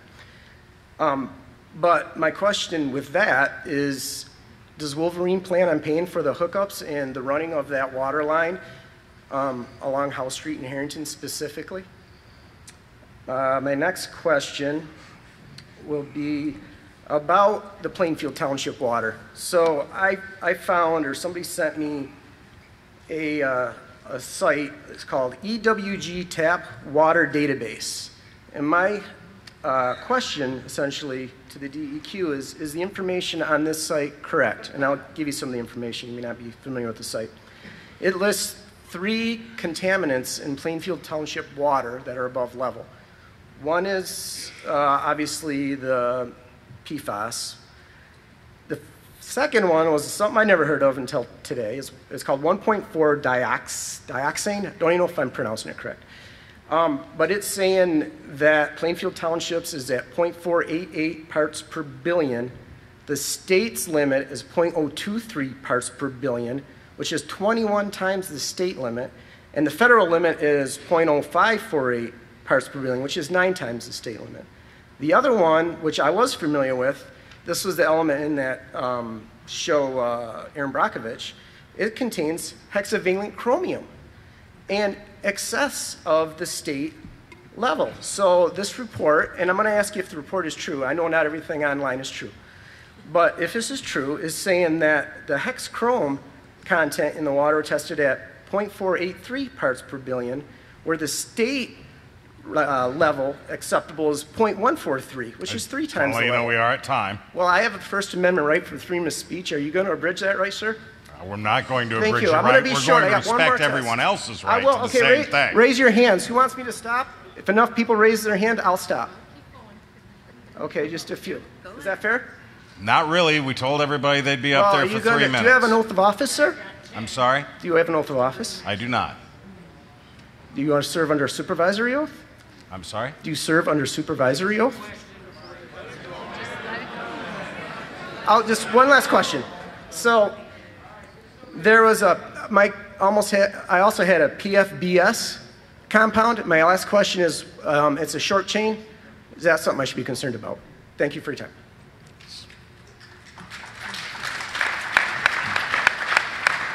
Is there any way we can help answer some of these questions? Because I do want to see some questions answered. Well, the first question was brought to us when we were in the cafeteria, and my friend, colleague Matt, and I have taken that information, and we'll be circling back on that question. It's a good one. And I'm happy to... The question regarding the heat pumps. The second question was Wolverine. Yeah, and I'm happy to answer that. We know the Plainfield Township water has come up a lot tonight, and we know that Township is conducting an engineering study for a possible extension, and I think just this past week authorized looking to further that extension to new areas. We've supplied information to the Township in support of those efforts, and as new results come in, we'll continue to partner with the Township. We know that they're moving quickly, and we're in full support of Plainfield Township on that. We look forward to seeing those plans when they're complete. And as I said at the September 12th town hall, nothing's off the table. And we want to be part of a long-term solution. So as those plans are developed and as they're shared with us, we're happy to talk to Plainfield Township about that. All right. We're over here now. Yeah, the website. Oh, the website. Sorry. Thanks, though. I wasn't writing. There were quite a few. I'm again going to look at my guys here on the municipal. I don't know anything about that website. Have you guys ever heard of it? Luke?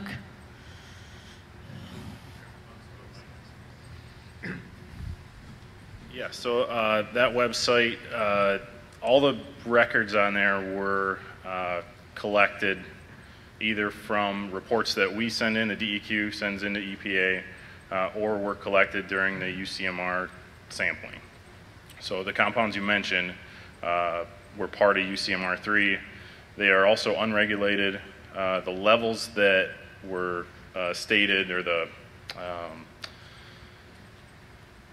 levels that they're measured against, aren't ones that we are regulated within. They're basically levels that someone has proposed as a health standard, not ones that we're currently using.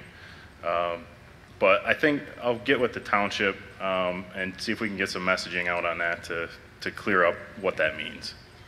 Yeah, the only one I'm a little bit familiar with is the 1,4-dioxane, and my understanding is that the levels in the water do not exceed our health numbers for 1,4-dioxane. But off the top of my head, I can't tell you what those numbers are. So That is true for our standards. it's 7.2. Yeah, and I think he said that the number was 0.488. Is that correct? And our health advisory number is 7.2, so it's well below that. And I can't speak to the Hexchrome. I don't know what the numbers are for that. Sorry, but we can check into it. All right. Now, please. Good evening. My name is Gary Barber. I live across the street on Resin Street. Hopefully I'm not going to be asking some very basic, redundant questions that everybody already understands. I'm coming into this late in the game, as in this has just gone completely over my head. Life is busy, information overload. So a couple basic questions for clarity's sake. You're talking about communication, so I'm sure that clarity is okay. These chemicals are undetectable to our human senses, I understand. They're tasteless, they're odorless, and they're colorless. Is that true at all levels? Or does that change at a certain level? Because we're using the 70 parts per trillion as a safe level. So these undetectable qualities of these chemicals, do they stay there over the whole spectrum? Is it undetectable? If I had a whole glass of that stuff in my hand, would I not know it? And would I think I had water? That's my first question. So for the ones we're finding at the drinking water levels and such, I don't know what the upper limit, if you had pure product like PFAS in a cup, I don't know, I'd have to look that up, what it smells like and such, so you're right? saying you don't know? I don't know, yeah, I don't know what it's We've got like a pure. very dangerous chemical that we don't even know if we could detect it from a human standpoint if we had certain levels. And I don't mean that negatively or anything. Right. Okay, now we're 70 parts per trillion. 70 is a very small number in relationship to trillion. I don't use that equation in daily life. I don't think anybody else does either. Right. Do we have a percentage point equivalent that people can understand? Is that 1/1000th of a percent? Is that 1/100th of a thousandth of a percent? I'm sure I could figure it out, but I haven't been involved in this. 1 part in a trillion, is that what you're trying to say? So parts per trillion is what I'm saying one is molecule. That's a very small amount. Oh yeah, super. 1 part per trillion. But we're not using numbers that we use every day, so it doesn't create an understanding in our minds. That's all I'm saying. Oh, right. Just to give you a perspective, 1 part per trillion equals 1 drop in 23 Olympic-sized pools. Okay, that's good. We need to have those kinds of understandings. There you go. Secondly, I live on Resin Street. I saw not on a graph, but I saw on one of these slides that it was listed as a liquid waste site. Why was it listed as that? Was it known to be that? Or is that just what we think because somebody thought they saw somebody doing it? Right. So we had probably 4 or 5 different people call us and say that they remember Wolverine trucks dumping liquids there. So it's an ongoing investigation. It's not So that's an ongoing, right. So Okay. that's an ongoing investigation. Thank you. That's all I needed to know. I appreciate Okay. it. Thank you. Thank you. Yeah, those are great questions. Rapid fire.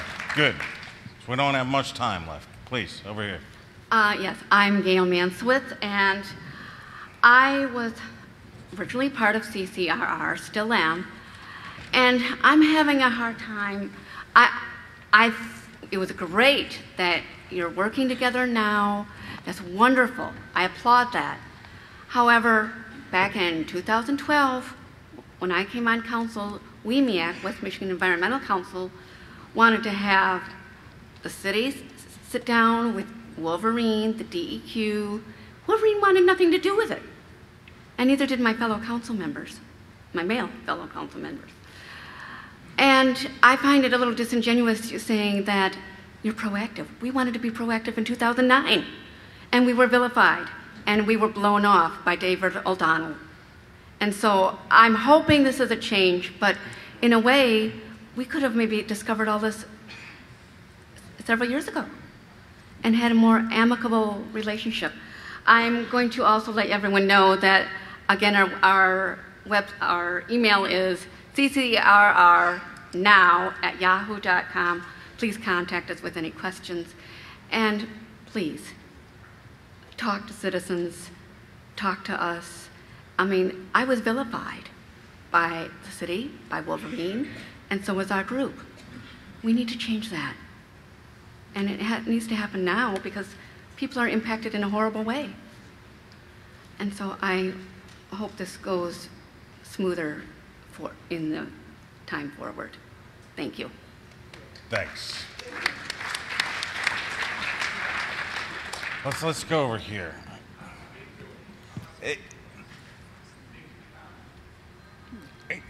Let me follow up on this quickly. Can I pull you aside here for just a second?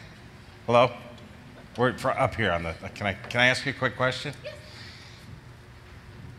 You said you were vilified originally. I'm kind of the come lately here. I wasn't a part of all that history. Can you tell me, do you feel better now? Do you feel like something is being done now? Has any progress been made? Hold us accountable. Well, a little too late in a way, but it's good and we need to move forward. And I think we'll agree with that. Yeah. And I do want to correct something that someone just, David O'Donnell was not in Grand Rapids in 2009, it was 2011. You need to make that clear. David O'Donnell was not here in 2009, it was 2011. Did I correct that correctly? I apologize for that error. All right, thank you. All right, let's where were we? I think we're over here. You think so? Am I good to go? Of course you think so. All right, great. Okay. My name is Brian McCanna. I live off of Wolven Street, between 10 and 11 Mile. I'm also a chemistry teacher, so I guess it's been a little helpful, like teaching my kids chemical nomenclature and parts per trillion at school. But anyway, my question pertained to my family's now on bottled water. We got it about a week ago from Wolverine. We have test results around us that I assume are going to be made public in the not too distant future. But when the water was delivered to our house, there was a letter from Wolverine that said that they were unaware that there was a dump site there. So my question is, what is the state doing? Like, is the state going through the records of Wolverine to see what they knew? Is there a way to find a list of what Wolverine knew, where things were being dumped? Because the levels that are coming up in around my house, someone had to know something about it. I believe it was in the news, the guy mentioning in Wellington Ridge how the sludge was deep when they were landscaping it. So I guess I'll just finish off by, is the state doing anything to look into what Wolverine knew about and where they were dumping the products? Good questions, very good questions. We have talked, we have talked with Wolverine about records, historical records. The response we've gotten is that at this point they don't really have good records back from the 1950s, especially for the stuff that they were giving to farmers. So in that particular case for Wolven, it was the whole investigation was started because we knew there were a couple of farms there, and there was somebody in your neighborhood who actually worked those farms as a boy, and a young adult, yep. And knew that there were that the lime waste was actually spread across those farms. So that was the first thing. The second thing was we got one of those independent test results that did come up high, or above the 70 parts per trillion, and so that's what kind of precipitated the whole thing. So we had the conversations with Wolverine about stepping out into that neighborhood and kind of drawing a boundary around it and being cautious and doing the testing. Okay. Does that answer your question? And I guess I'll just be respectful of time. But so just to follow up is there someone from the state going through these records from Wolverine, making sure that when they say they don't know something, they actually don't, if they're auditing the records? Yeah. And it's a totally fair question. I mean, that has one of the things that has caused anxiety in the community is where is all of this? Where is all of this? And in complete transparency, more than 5 decades have passed since we were just disposing this product, and where there are gaps in the records, we are working diligently with the MDEQ to learn more. And we applaud the efforts of the residents who have called into the DEQ and saying, hey, there may be an issue here. We want you to look at it. We want answers the same way the community wants the answers. And I want to applaud the MDEQ. They have worked tirelessly to try to get to the bottom of this as quickly as they can. And we're certainly happy that from the 85 sites that have been reported in the media, that we're down to really 4 areas now. So I understand the concern. The question is totally valid. And where there are gaps, we're working to figure that out. You know, I think your question was to the state, wasn't it? Yeah. Is the state, Abby, is the state, David, is the state actually going through Wolverine's records and saying, at this point, which isn't unusual, but at this point we don't have any Wolverine records for waste disposal. I think I've talked with John Vile and with Dave Lashana about getting records, and have been told that you guys don't have any. So, but I think we'll follow up in writing. And I just want to follow up to some of the residential groups, the citizen groups that we've talked about today, have provided records, as I understand, and we're not sitting down going through those right now. Our focus right now is to get out in the field and test residential wells and make sure that we are going to all of the sites that have been identified. That's not to say we won't. It's just our first priority right now is getting out and making sure that everybody is drinking uncontaminated water. That's our first priority. But we do appreciate all of the calls that have come in. We appreciate the help that folks have given, and we will be working with Wolverine. We will be working with Wolverine to get those records, whatever they have. But we can't audit something we don't have right now. So, thank you. And just to be clear, 1950s, 1960s, there was no waste manifest program like we have now for taking in sludges and stuff like that. So the documentation is going to be very, very, if they have documentation, which we will ask for, but I think the documentation is going to be pretty spotty, just because there wasn't a regulatory program in place at that time to actually collect that kind of data. I think the word of mouth, we've got a lot of people in Rockford who have lived here their whole lives who have been really good sources of information. And we'll continue to talk to those people about what they know and what they saw at the time. I think there is some ways to find out what kind of chemicals were used and when. We can go through material safety data sheets and those types of things, and I'm guessing those records might exist. But when it gets to the records of where waste was disposed of, there was no regulatory requirement at the time to do that. And so if they have records, that would be great, and we would look at those. But there was no regulatory requirement for it. But we'll be looking into all of that. Thanks. I want to come over here. My name is Richard Rudisky, and I'm a professor at Grand Valley State University, and I'm also an advisor to the citizens, to the CCRR. And I like working with citizens groups because they're very perceptive and they ask good questions. And I'm going to echo the same concerns that the lady did about the Rogue River, but I'm going to do it in a little more scientific manner.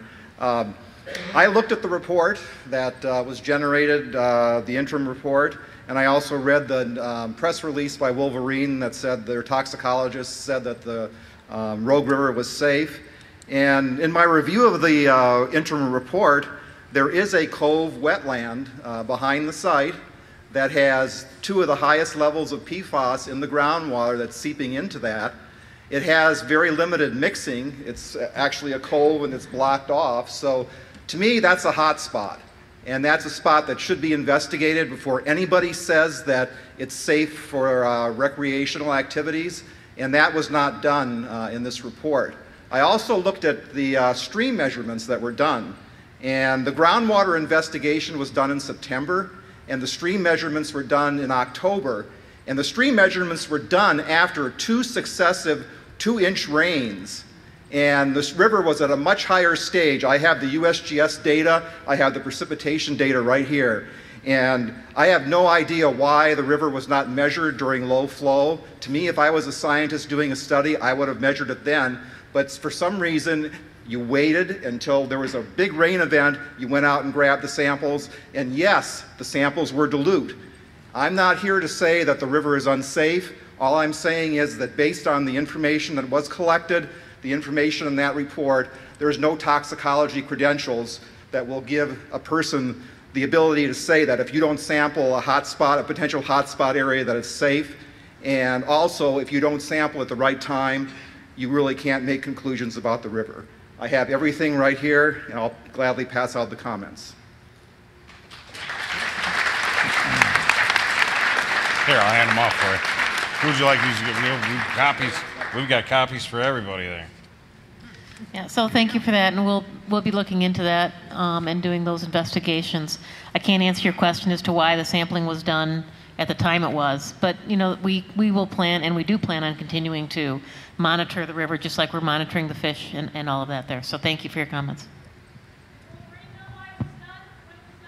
We're going to ask you to come to the mic if you have a question. Please, sir.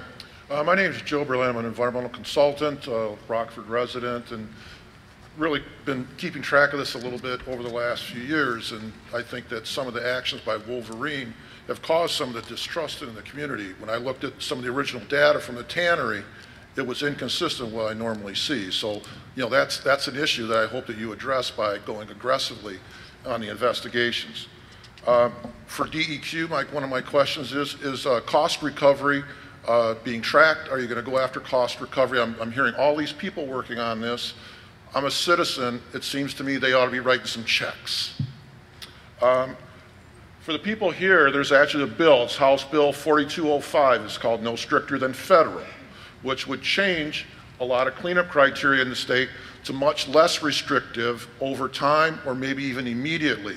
And that's something that I think that hopefully DEQ doesn't have to deal with, plus us as a community shouldn't have to deal with. We've heard about stigma. People here are concerned, but I've talked to a number of realtors over the last 2 weeks, and Rockford used to be one of the primary communities that people would look for when they'd come to Grand Rapids area. Right now it's becoming more difficult to sell property in Rockford. That's going from what the realtors have to say. How that affects, I actually do calculations on stigma, and there's two things that primarily deal with that: the level of uncertainty and the length of that uncertainty. So for me as a local resident, for the people that live on House Street, and with regard to the tannery, Mr. Huffnagel, I'm asking you please, for the community's sake, is to aggressively investigate and remediate the tannery and House Street. Not just restrictive covenants where people can't touch the soil, can't touch the water, but go in there and actively remediate it. Now, with regard to, I've actually looked at your financial statements. On your financial statements, you say that you'll report if there's a trigger event, a demand from US EPA. The way that you interpret that, does that mean that if there's a demand from DEQ, say for $20 million of water system, are you going to report that on your financial statements? For me, that's important because when things become real and you report on a financial statement, essentially the bean counters can't come in year 2 and tell you to start cutting costs. Now you say you're going to be here another 140 years, you're a publicly traded company. Tomorrow you could be owned by somebody in China, India, or wherever. I laud what you've done for the community over these years, but you can't say you're going to be here another 140 years. I really want to just ask you please is aggressively go after this. These people are all concerned. Many people are angry, and part of it has to do with this is the lack of transparency. It looks like you're doing that and making effort. I think that you've done a good job from once you started here over the last few months. DEQ's done a good job. John, Mark, you've all done a really good job. I hope that you continue, but really aggressively investigate and remediate. Thank you. Thank you. Thank you. I want to let you know that I have a number of cards here that people have, but a lot of them are questions that we've already touched on, and I want to get to your questions, so we're going to leave some of these sit here, and we're just going to move on here. Please. Hi, my name is Bonnie Wolf, and I have a property that's in the expansion, the southeast expansion area. I'm one of the 4% households that have yet to have our water results back. So again, I don't know if for the past 12 years we've been drinking, chemicals or not, but I guess I had questions as I was in line, and some of them have been answered as, through other people that have been very similar. And again, So with that, I just have a couple comments. The first would be, you know, this isn't the first time in the United States, obviously, that we've experienced, the country, somewhere within the country, has experienced a contamination of the groundwater from PFAS. And, you know, this goes back, I've just in the little bit of digging and knowledge that I've kind of accumulated over the past few months, you know, DuPont goes back over a dozen years, right? The whole DuPont debacle down in West Virginia where, you know, they're one of the main, for those that don't know, 3M and DuPont were the two predominant producers of these chemicals. Wolverine purchased from 3M, but DuPont did the Teflon side, and they contaminated a big portion right down in this, where they are with their dumping. And they settled a huge lawsuit, right? Lots of medical problems and so on and so forth came out of that. So to say that this is also new, I get it. It's maybe not 50 years old in our studies, but there is evidence out there of the impact that it's having on humans, right? And the medical community, from the medical community. So that's one piece. The second thing would be for Wolverine, I guess this is just one where, you know, I've lived in Rockford area for 20 years, and I have friends that work at Wolverine, and you know, so I had a ton of respect for the company. I don't know that I feel that same way now, and again, it's kind of, you can feel this through the questions that are coming out, right? To say that you're going to be here in 140 years from now, I'm not certain that's, you know, that's a fact, and I think we all realize that, right? That there's liability on your part, and to say that there are no test results from where, or not test results, I'm sorry, no records from where you were dumping this stuff, I find that extremely hard to believe as well. So don't say, I guess my comment to you would be, don't come out, if you're not going to publicly, you know, disclose all this stuff, right?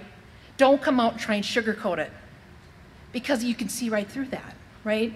To come out and say that, well, we didn't know, and we're working, and we're doing all this, and we're a good neighbor. Really? If you were a good neighbor, when 3M contacted you how many years ago when they had their debacle in Minnesota, you would have started doing some digging, or at least someone in key positions within your company that, you know, has risk assessment. I know you guys all do this, risk liability, right? There should have been some proactive, at that point, communication sent out and working with the state on it. But it didn't, you know, again, you didn't get involved until the state prompts you. So on Michigan Human Health and Services area, I've heard it and I've seen it in print. I've seen it on the radio. I've heard you say it multiple times, Corey, multiple times tonight. Abundance of caution, right?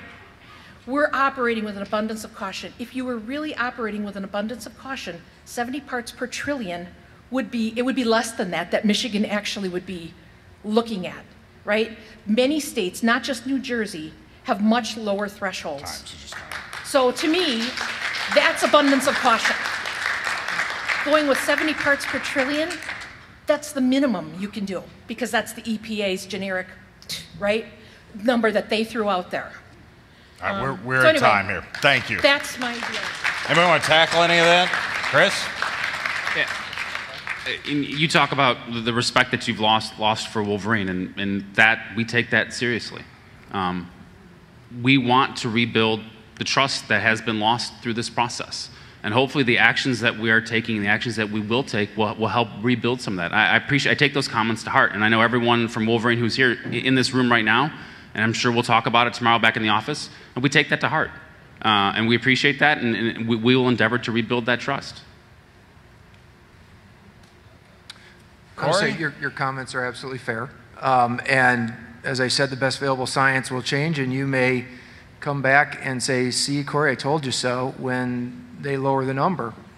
For now, I look to the EPA. I know how they've calculated it, and I know it's a well-calculated number. Having said that, how you view risk for you is the other half of the equation, right? You have to make your own choices. That's the hard part. Science has limits. I'm trying to show you where those limits are, and it is perfectly fair to say, I don't want any of it. So it's it's a two-way conversation. So I appreciate your comments.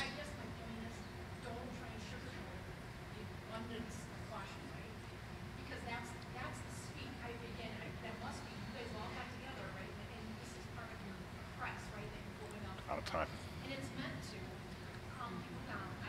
Thank you. Thank you. All right, let's go over here. Hi, my name is Andrew Borgman. I'm a homeowner in the Wolven Street site. My house is currently being tested. My question is specific to the testing process. So I've heard, Corey, you mentioned earlier when someone had discussed the New Jersey limit that there was some variability in the analytical measurement of these things. And since we're talking about such small quantities of materials, I'm interested how much variance is there in test to test, and specifically from the DEQ, as there have been 50 households that have independently tested. How do those numbers, line up in terms of variance with the tests that are being reported from Wolverine? And since Wolverine is taking such kind of a hardline stance at, if you're above 70, oh, that's a problem. If you're below 70, that's not a problem. If my house comes back at 68 and I cannot pursue, legal action or gain anything from Wolverine because I'm below 70 parts per trillion, should I get independently tested? Is there variation in the test results coming back that could cause that to be a concern? Well, you got the okay, data. Well, I can start. Well, I can start with the data. So, we've done some of the independent test results that have come back from either.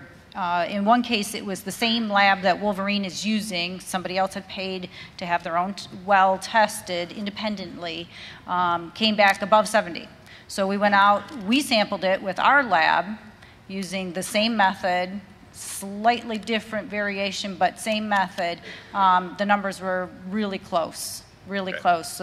So what we're finding. Exactly the same? Yeah. Well, there is no. You never get exactly the same number. Sure. So if you were to disclose both sets of numbers for the public in the interest of transparency, yeah, I want to say one what's was the variance here? I want to say the first number was 340 and the second number was like 320. Okay, it was so very that's like close. 50 to 70.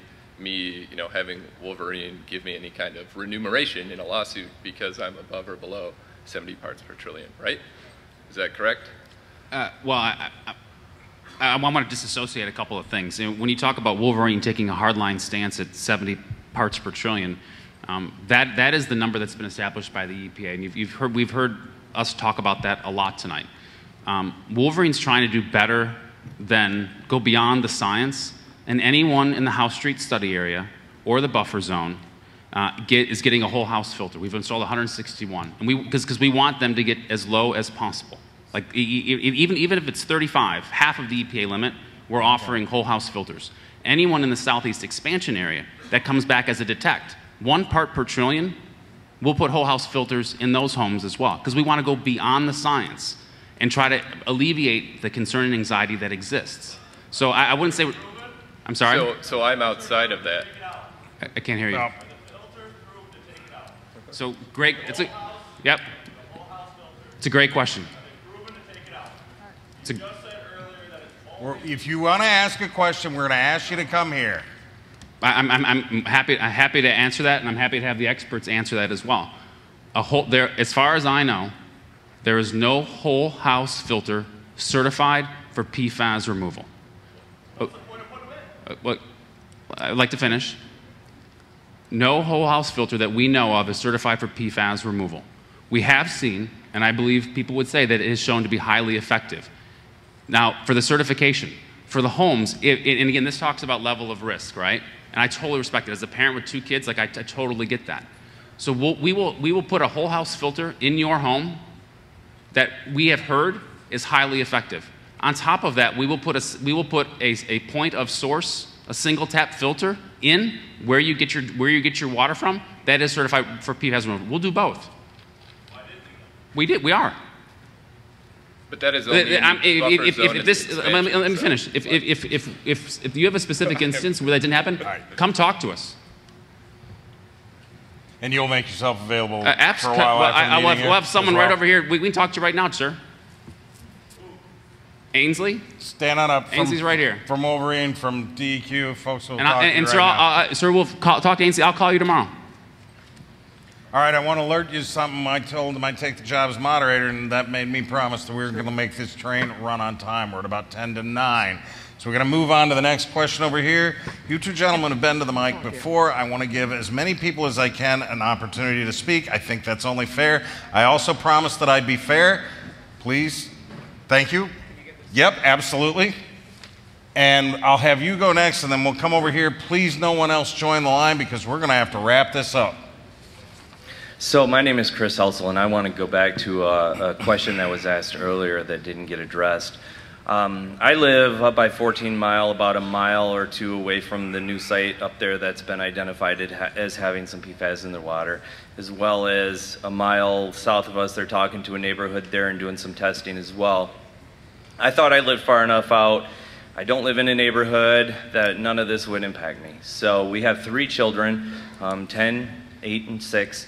And so as this develops and we're finding new information, and now all of a sudden, now it was communicated that, you know, some farmers were spreading this. It's kind of been minimalized a little bit here because we don't know all the information.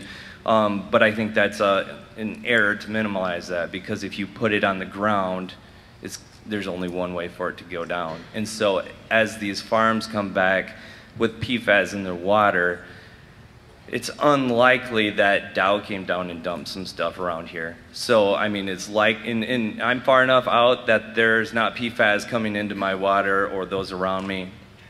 And I don't know that it's in mine yet. I'm just, you know, hypothetical here. As it gets closer, I may have to think about doing my own test, and not living in a neighborhood, I'll have to foot that bill myself.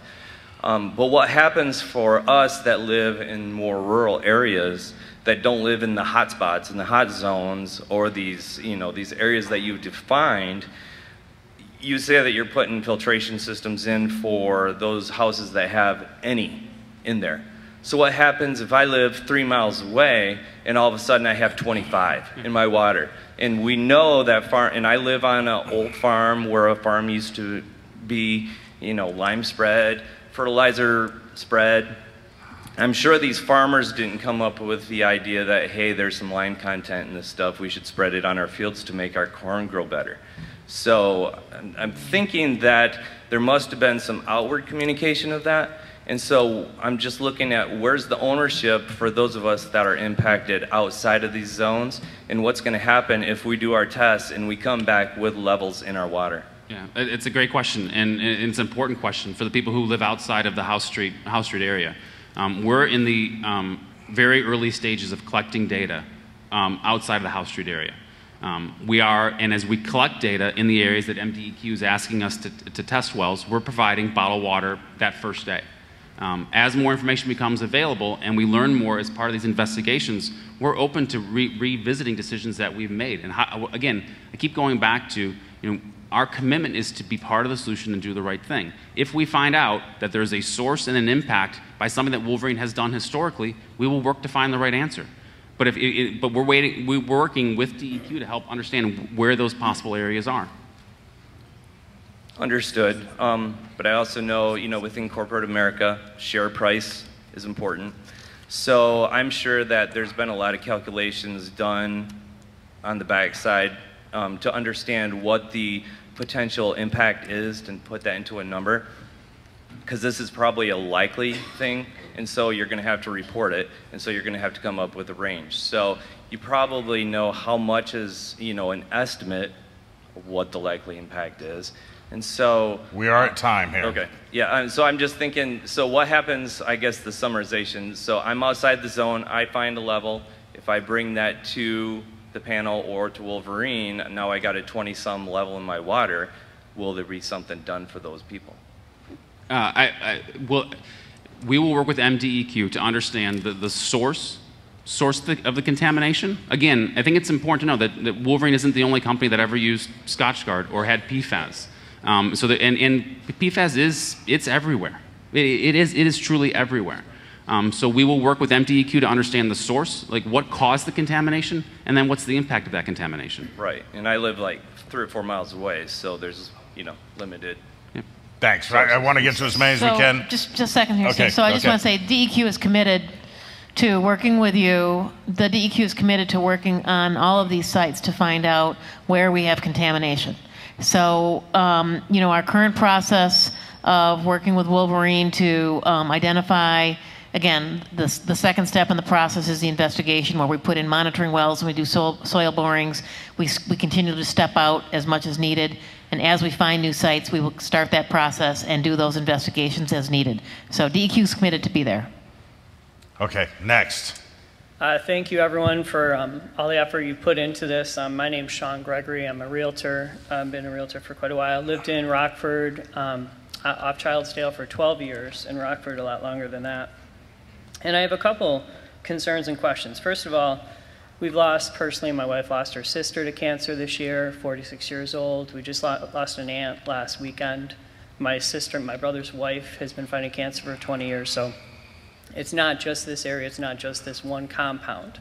There's a much bigger picture here. And we're reacting to a problem that we're finding out about, but there are a lot of other problems that we don't know about yet. So as we move forward, I'd like to encourage you all, as you go through this process, rather than just reactively react to the problem that we know about, let's put our brains together here and figure out what else do we need to be looking for. What other compounds could be causing some of these health issues we're having, cancers and the like. So just more of a call to everyone involved to just kind of keep that in mind, because we all know people who have died from cancer and other things. So it's probably a lot bigger than we know, and it's not just this one compound, it's not just this one area. Secondly, as to the other PF compounds, so we're testing for 20. Some of the tests are for 6. Gordon Water is one that tests for 6. Some test more, it's more expensive, they test for 20. As I advise my clients what to do, these other compounds that don't go into that 70 parts per trillion ratio, Corey in particular, what sort of health impacts could they have? What other contaminants might we want to have on our radar to think about as we're buying a house or selling a house, and think about, is the water safe? And how do we wrap our mind around that? So in particular, is a 20 test better than a 6 if it's your kids live in that house? What about those others that don't add up into the 70? Are they still a concern? And would like a whole house and or a carbon filter or a point of source filter be effective in reducing that? Okay, so those are really good questions. So I'm going to focus first on these other PFAS compounds. So the first thing, and it somewhat answers the other gentleman's question, we talked about 70 a lot, and I do not want to give the impression that we stop our thinking process with 70. You get data back with multiple perfluorinated. I have a team of toxicologists over here be very insulted by me just focusing on 70. They will look at all those compounds. Now, what they're going to tell you, and is that for many of them, there's just little or no information. So we're not going to be able to say much about the health question. However, as we go through this, there are things I will be looking at to understand source. And if you know where it's coming from and it matches up, that may be helpful. Also, to your point, is there a solution? Right now, there are not certified filters for anything other than the PFOS and PFOA. However, I think we are learning something from Wolverine's work, and we are learning that, and we do know that things like this activated carbon and reverse osmosis filters do reduce these other perfluorinateds. The only thing we'd want to do is, after one installs that, to get some follow-up analytical data to confirm it. So if you have other questions about these other chemicals, it's not an easy comparison. That was the number I put up before. Call us. We'd be happy to do a one-on-one consultation to talk you through what's known and knowable. As far as other testing of your private wells, yeah, there is. Arsenic, you want to test for arsenic. You want to probably do a lead test. You want to do a bacteria test. There's a standard set. Yep. Like a basic well test. Yep. Kent County standard test would have that. Yep. A few of those basic ones. Correct. There's that. Then you go to the DEQ drinking water lab, they have a longer list. Yes, it costs money. You know, someone calls me and they're putting in a well and they're going to invest a lot of money in their private well. You know, I advise, you know, hey, pay at least once to get the full scan, just for peace of mind, you know. And so, because the thing people don't realize, you know, municipal water, there is regulations, there are standards, there's periodic testing, there's monitoring, you're getting a certain quality of water. When you are using putting in your own well, whether you know it or not, you're sort of taking on your own, you know, water treatment, water quality responsibilities. So now that's different than when you find a point source coming in and contaminating. So I'm not saying that, but you know, realizing you put in a private well, you want to do that testing. Yeah. Okay. Thank you, and I would like to encourage you all to keep that mission as far as thinking outside the box, not just focusing too narrowly on this one problem. Because there's a much wider. Yep. Okay. I don't want to be the jerk that says, hey, you guys have been standing there and we're going to end this thing, but I also did promise that I'd be here till 9 p.m. So I got a bit of a problem here. So I want to kind of move into a speed round. I'm going to ask you guys to help me with this as well. One question, one answer. One question, one answer. So because I got to keep my promises here. That's the best I can do. And we are here, I believe. There? Thank you, Brian. Somebody's keeping me honest. Hi, my name is UC Sullivan. I live in Wildwood Creek Drive, and our house came in above the 70 parts per trillion. And so this question is actually for the Kent County Health Department. So we've got 3 young kids, have lived there for 7 years, and it's my understanding, and this could be misunderstood, so this is a chance to clear the air, that the Kent County Health Department's position is that there is no value in blood testing and getting the results back on your blood testing. And I just really would like an opportunity for you to convince me as to why having that knowledge around what is in my children's blood has no value. And just as a small caveat around that, I just want to say that our primary care physician and our pediatrician have both referenced us to the Kent County Health Department. So I'm hopeful that this doesn't become a circular reference, because you can understand my concern around that. One of the earlier speakers mentioned that there has been a great deal of study in other communities, and that's very true. And one that you had referenced was the Parkersburg study, or the C8 study, and so that involves 69,000 people, and blood tests, a lot of water tests, a lot of blood tests that were very high. And so that was a big cohort, a big group, and that study showed that regardless of the blood test level, that it couldn't predict who would get sick and who wouldn't. And so it led the ATSDR, which is the toxicology branch of the CDC, to give a clinical guidance, which is new-ish, from June of this year, that does not recommend blood testing because they can't reinterpret it based on this one of the largest epidemiologic studies that's really been done on an exposure, did not show that sort of dose response, and it couldn't be interpreted in an individual patient and had no prognostic or other value. And so we have discussed that with Corey, the state health department, and as I said, this is a new document. It's from the CDC, which we have very high respect for what they say, and so that's our position. All right, well, unfortunately, it kind of sounds like the position is don't do anything differently than you would as a responsible parent, which in this situation just feels like it falls short. So I would encourage you to challenge yourself on that position. Thank you. Thank you. Next, over here. Well, it sounds to me like the more filters in place, the better chance of getting more of the contaminants out of your drinking water. So I wonder if Wolverine would help Plainfield Township or any surrounding contaminated wells, municipal wells, to filter those wells. That's quick and to the point. Chris? Yeah, and we talked a little bit about the municipal hookup earlier and the filters for the existing wells. I mean, I think, you know, our position right now is focusing on the immediate issue at hand. and then working with partners on what is the right long-term solution and what part should Wolverine play in that. Thank you. Thanks to all the good people putting in time. There's also another town hall meeting on Saturday from 2 to 5 at Northview High School that will not be government run, in case anybody wants to learn more. Thank you. Good. Hi, George Dorset. I'd like to know what kinds of cancers are related to these chemicals we're talking about tonight.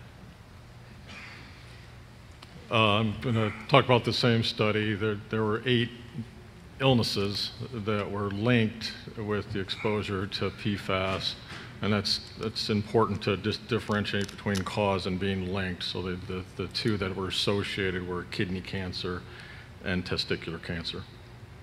And they looked at, that part of the study was 32,000 people, so still a lot, and they evaluated 21 total cancers and didn't see anything that was associated besides those 2. Thank you. Thank you. Okay, you took a couple of my questions away, so I'll get to the one that I think is going to be the most important. Is the state going to be in this for the long haul? From the federal government down to the state government, there's talk about eliminating the EPA.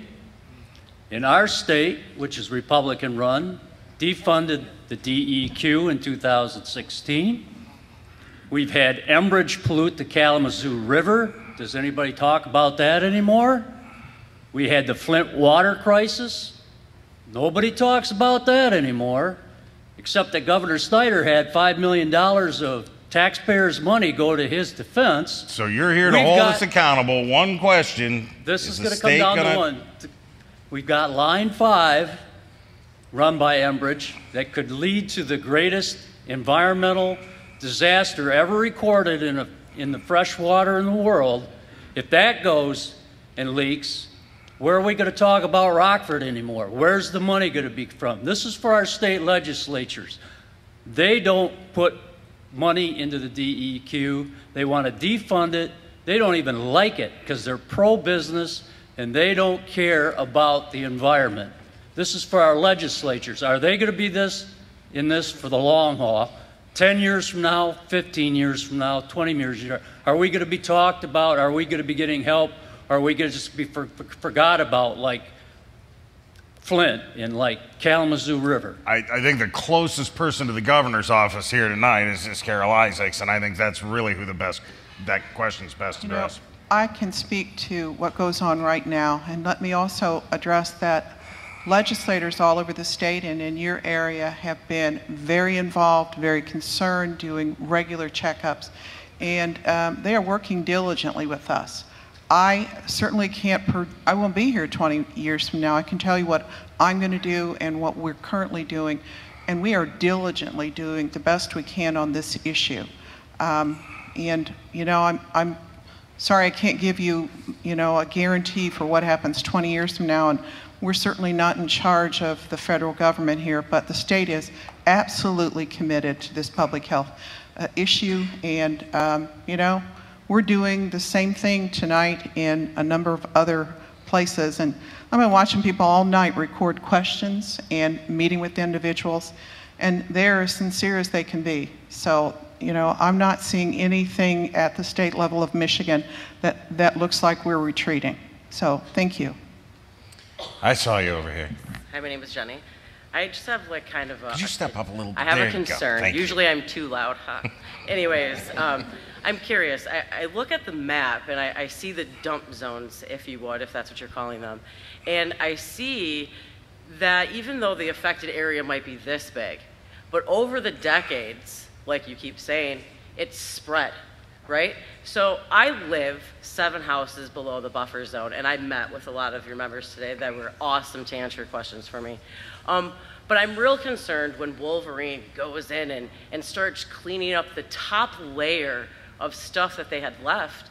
What about the groundwater that is still spreading like blotted paper? It's spreading. You have dump zone 1, 2, and 3, and it's spreading all the way around you. So you have that buffer zone, if you would. And so let's say some come back negative and some come back positive, the way that the water is flowing. But what about 20 years from now when you've thought you cleaned up a problem, but we're back to the exact same spot we are now? You know, I think that, yeah, so you think because you see it spread, then it's likely that it'll probably continue to do that. I think David O'Donnell is... Can I take the first pass at that and then pass it off to the experts? That's a real concern. And they'll talk about sort of how the plume spreads and what happens to it.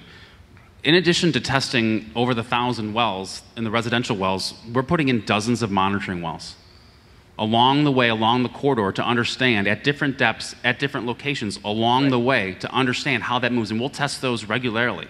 So that's part of our protocol too, not just to test residential wells, because you're right, 20 years from now, what happens? We will install permanent monitoring wells, but we will monitor this plume over time. I live below. See, you cut it off at the Rogue River.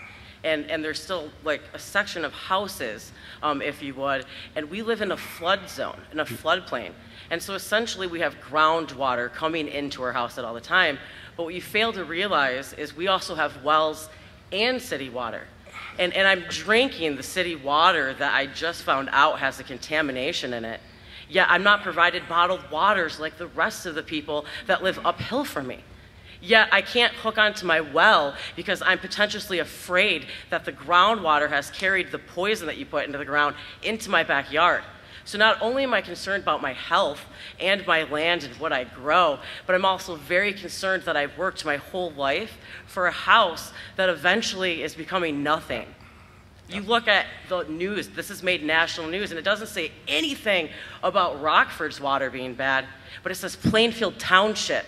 Its water is bad, and it's talking about the wells, it's talking about the township's water, and so here I am, I don't want to live here, yet I can't sell my house because you've made it impossible, because guess what, my house's equity that went up is now gone down because I have to disclose that I live in a place that has poisonous water. Yet I still don't have bottled water from you guys because you cut off the point right there. Yet I'm still in the flood zone for the Rogue River and the Grand River. I just don't. And I'm sorry, we are at no, time. Go ahead. I'm go sorry, ahead. we are at time. Waited a long time to say that. Thank you. Thank you. Anyone? We have one more question over here. You can answer that question if you want. I was only going to speak I can only speak to the environmental investigation, which really is, when we think about, the residential wells, they're screened somewhere. We're not confident in their location. So the really gold standard is going to be this environmental investigation that Chris was talking about. And we're not going to stop at a road. We're going to stop where we run out of PFAS contamination. And that's where we'll figure out where it is. We're not going to stop at a road for the environmental investigation. We're going to continue until we find the extent. Please. My name is Tessa. I just recently moved to this area about 5-6 months ago. My question is regards to the Plainfield Township water. There's 40,000 residents that are on it. First Sluice Lake was shut down due to high contaminations of PFOAs and PFOSs. Wolverine, how can you confidently say that you haven't affected that? And how, for the past 2 years, Plainfield Township has consistently had 8.8 to 10 parts per trillion. You just got done saying that anybody that has 1 part per trillion, we're putting filters in. But for Plainfield Township residents, we have 8.8, and nothing is happening. It's coming out of my pocket, $3 grand, to make sure my family's protected, because I don't know if Plainfield Township is what they're doing. I'm hoping they'll help us, but I'm concerned because Versluis was shut down, such high contaminants. What do you say to that? I can respond on behalf of Wolverine. I can't respond on behalf of Plainfield Township. Sure. We are working with all the experts to better understand what is happening. In regards to the Plainfield, the well field, and whatever contamination there may be there, those well fields and PFAS and PFOA are used by a lot of different companies, not just Wolverine. Didn't you have a dump site at Boulder Creek? Yes, us along with other companies. The Boulder Creek property was a multi-use facility, not just Wolverine disposed there. Understood.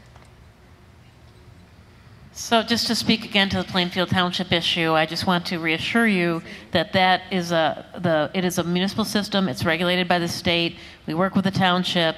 We are monitoring that system quarterly to ensure that those numbers are very low.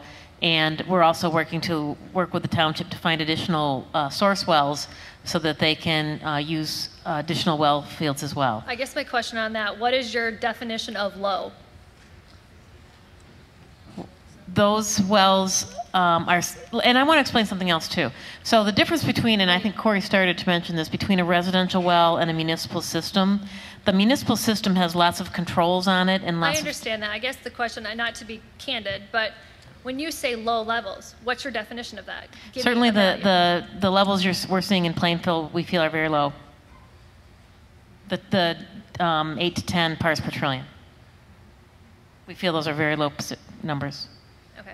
So when the letters from DEQ went out to the participants on House Street that said, if you have low levels of these chemicals in your water, do not drink it, do not wash your food with it, do not cook with it. Low levels. Those were DHHS. Here. So at House Street, we know we have contaminated groundwater, and the question was, do you trust one number that could change when you test it again, right? So maybe my test today is 20, and to the person who was really giving a good description of how this stuff can move and spread, we've had that experience at other sites where, you know, if you come and test it again, is it still going to be low? So out of a cautious position we're taking, for those folks we're saying, here, use a filter, and it does a couple of things. One, it ends their exposure, right? Secondly, it allows the DEQ to spend their resources and their time doing the scientific monitoring wells that will truly say where the contamination is or is not. So anyway, do you want to? Yeah, let me just speak to that again. I'm sorry I didn't give you a very good answer. When we look at the residential wells, and we know that we've got a source nearby, but we haven't had time to do that complete, thorough investigation to thoroughly characterize and understand where that contamination is in that groundwater aquifer, and also where that contamination might be in relation to your intake on your well. We're not sure how deep your screen is. We're not sure how often you use your water, how much it draws up. So the difference is that in a municipal system, it's a monitored system. We know what that level is, and it's consistent. But in a residential system, what we're measuring at that one point in time could be the very beginning of a plume passing through your well. It could be the middle of the plume, and that's as high as it's ever going to get. It could be the end, and it's going to be gone tomorrow, and you won't see it again. We don't know that yet. That's why we have to do the investigation work to figure that out. And so we're not comfortable saying, you know, it's 10 parts per million. We want, and then this gets back to the caution, we offer the filters for you to choose to use if you choose to. I guess you can just understand how that's very confusing, especially when some of the labs, it is confusing. even, when you contact them from personal tests, they say, I had one person tell me they had 11 parts per trillion. The lab that physically tested it, that they paid for out of pocket, said, do not drink, do not eat, do not wash your fruits and vegetables with this. So you can understand how it's very confusing to the public when you say low levels. What is low level? Everybody's going 70 parts per trillion, but that's tentative. That doesn't mean really anything. I mean, there's science behind it, yes. But and there's also personal choice. I understand it is very confusing, and this has been a very difficult message for us to get out. I'm just being honest with you. It's very confusing to explain the difference between a municipal system and a residential well and the concerns that go along with it, especially as related to where source areas might be. I guess if you're just looking at the PFCs, it feels alike to me because, you know, municipal building has PFCs, residents have it as well. It's a like for me there. So when you say low limits, I guess I interpreted that as non-detectable as well. So I appreciate the answer. Yeah, not a like for like. It is hard to understand. Understand.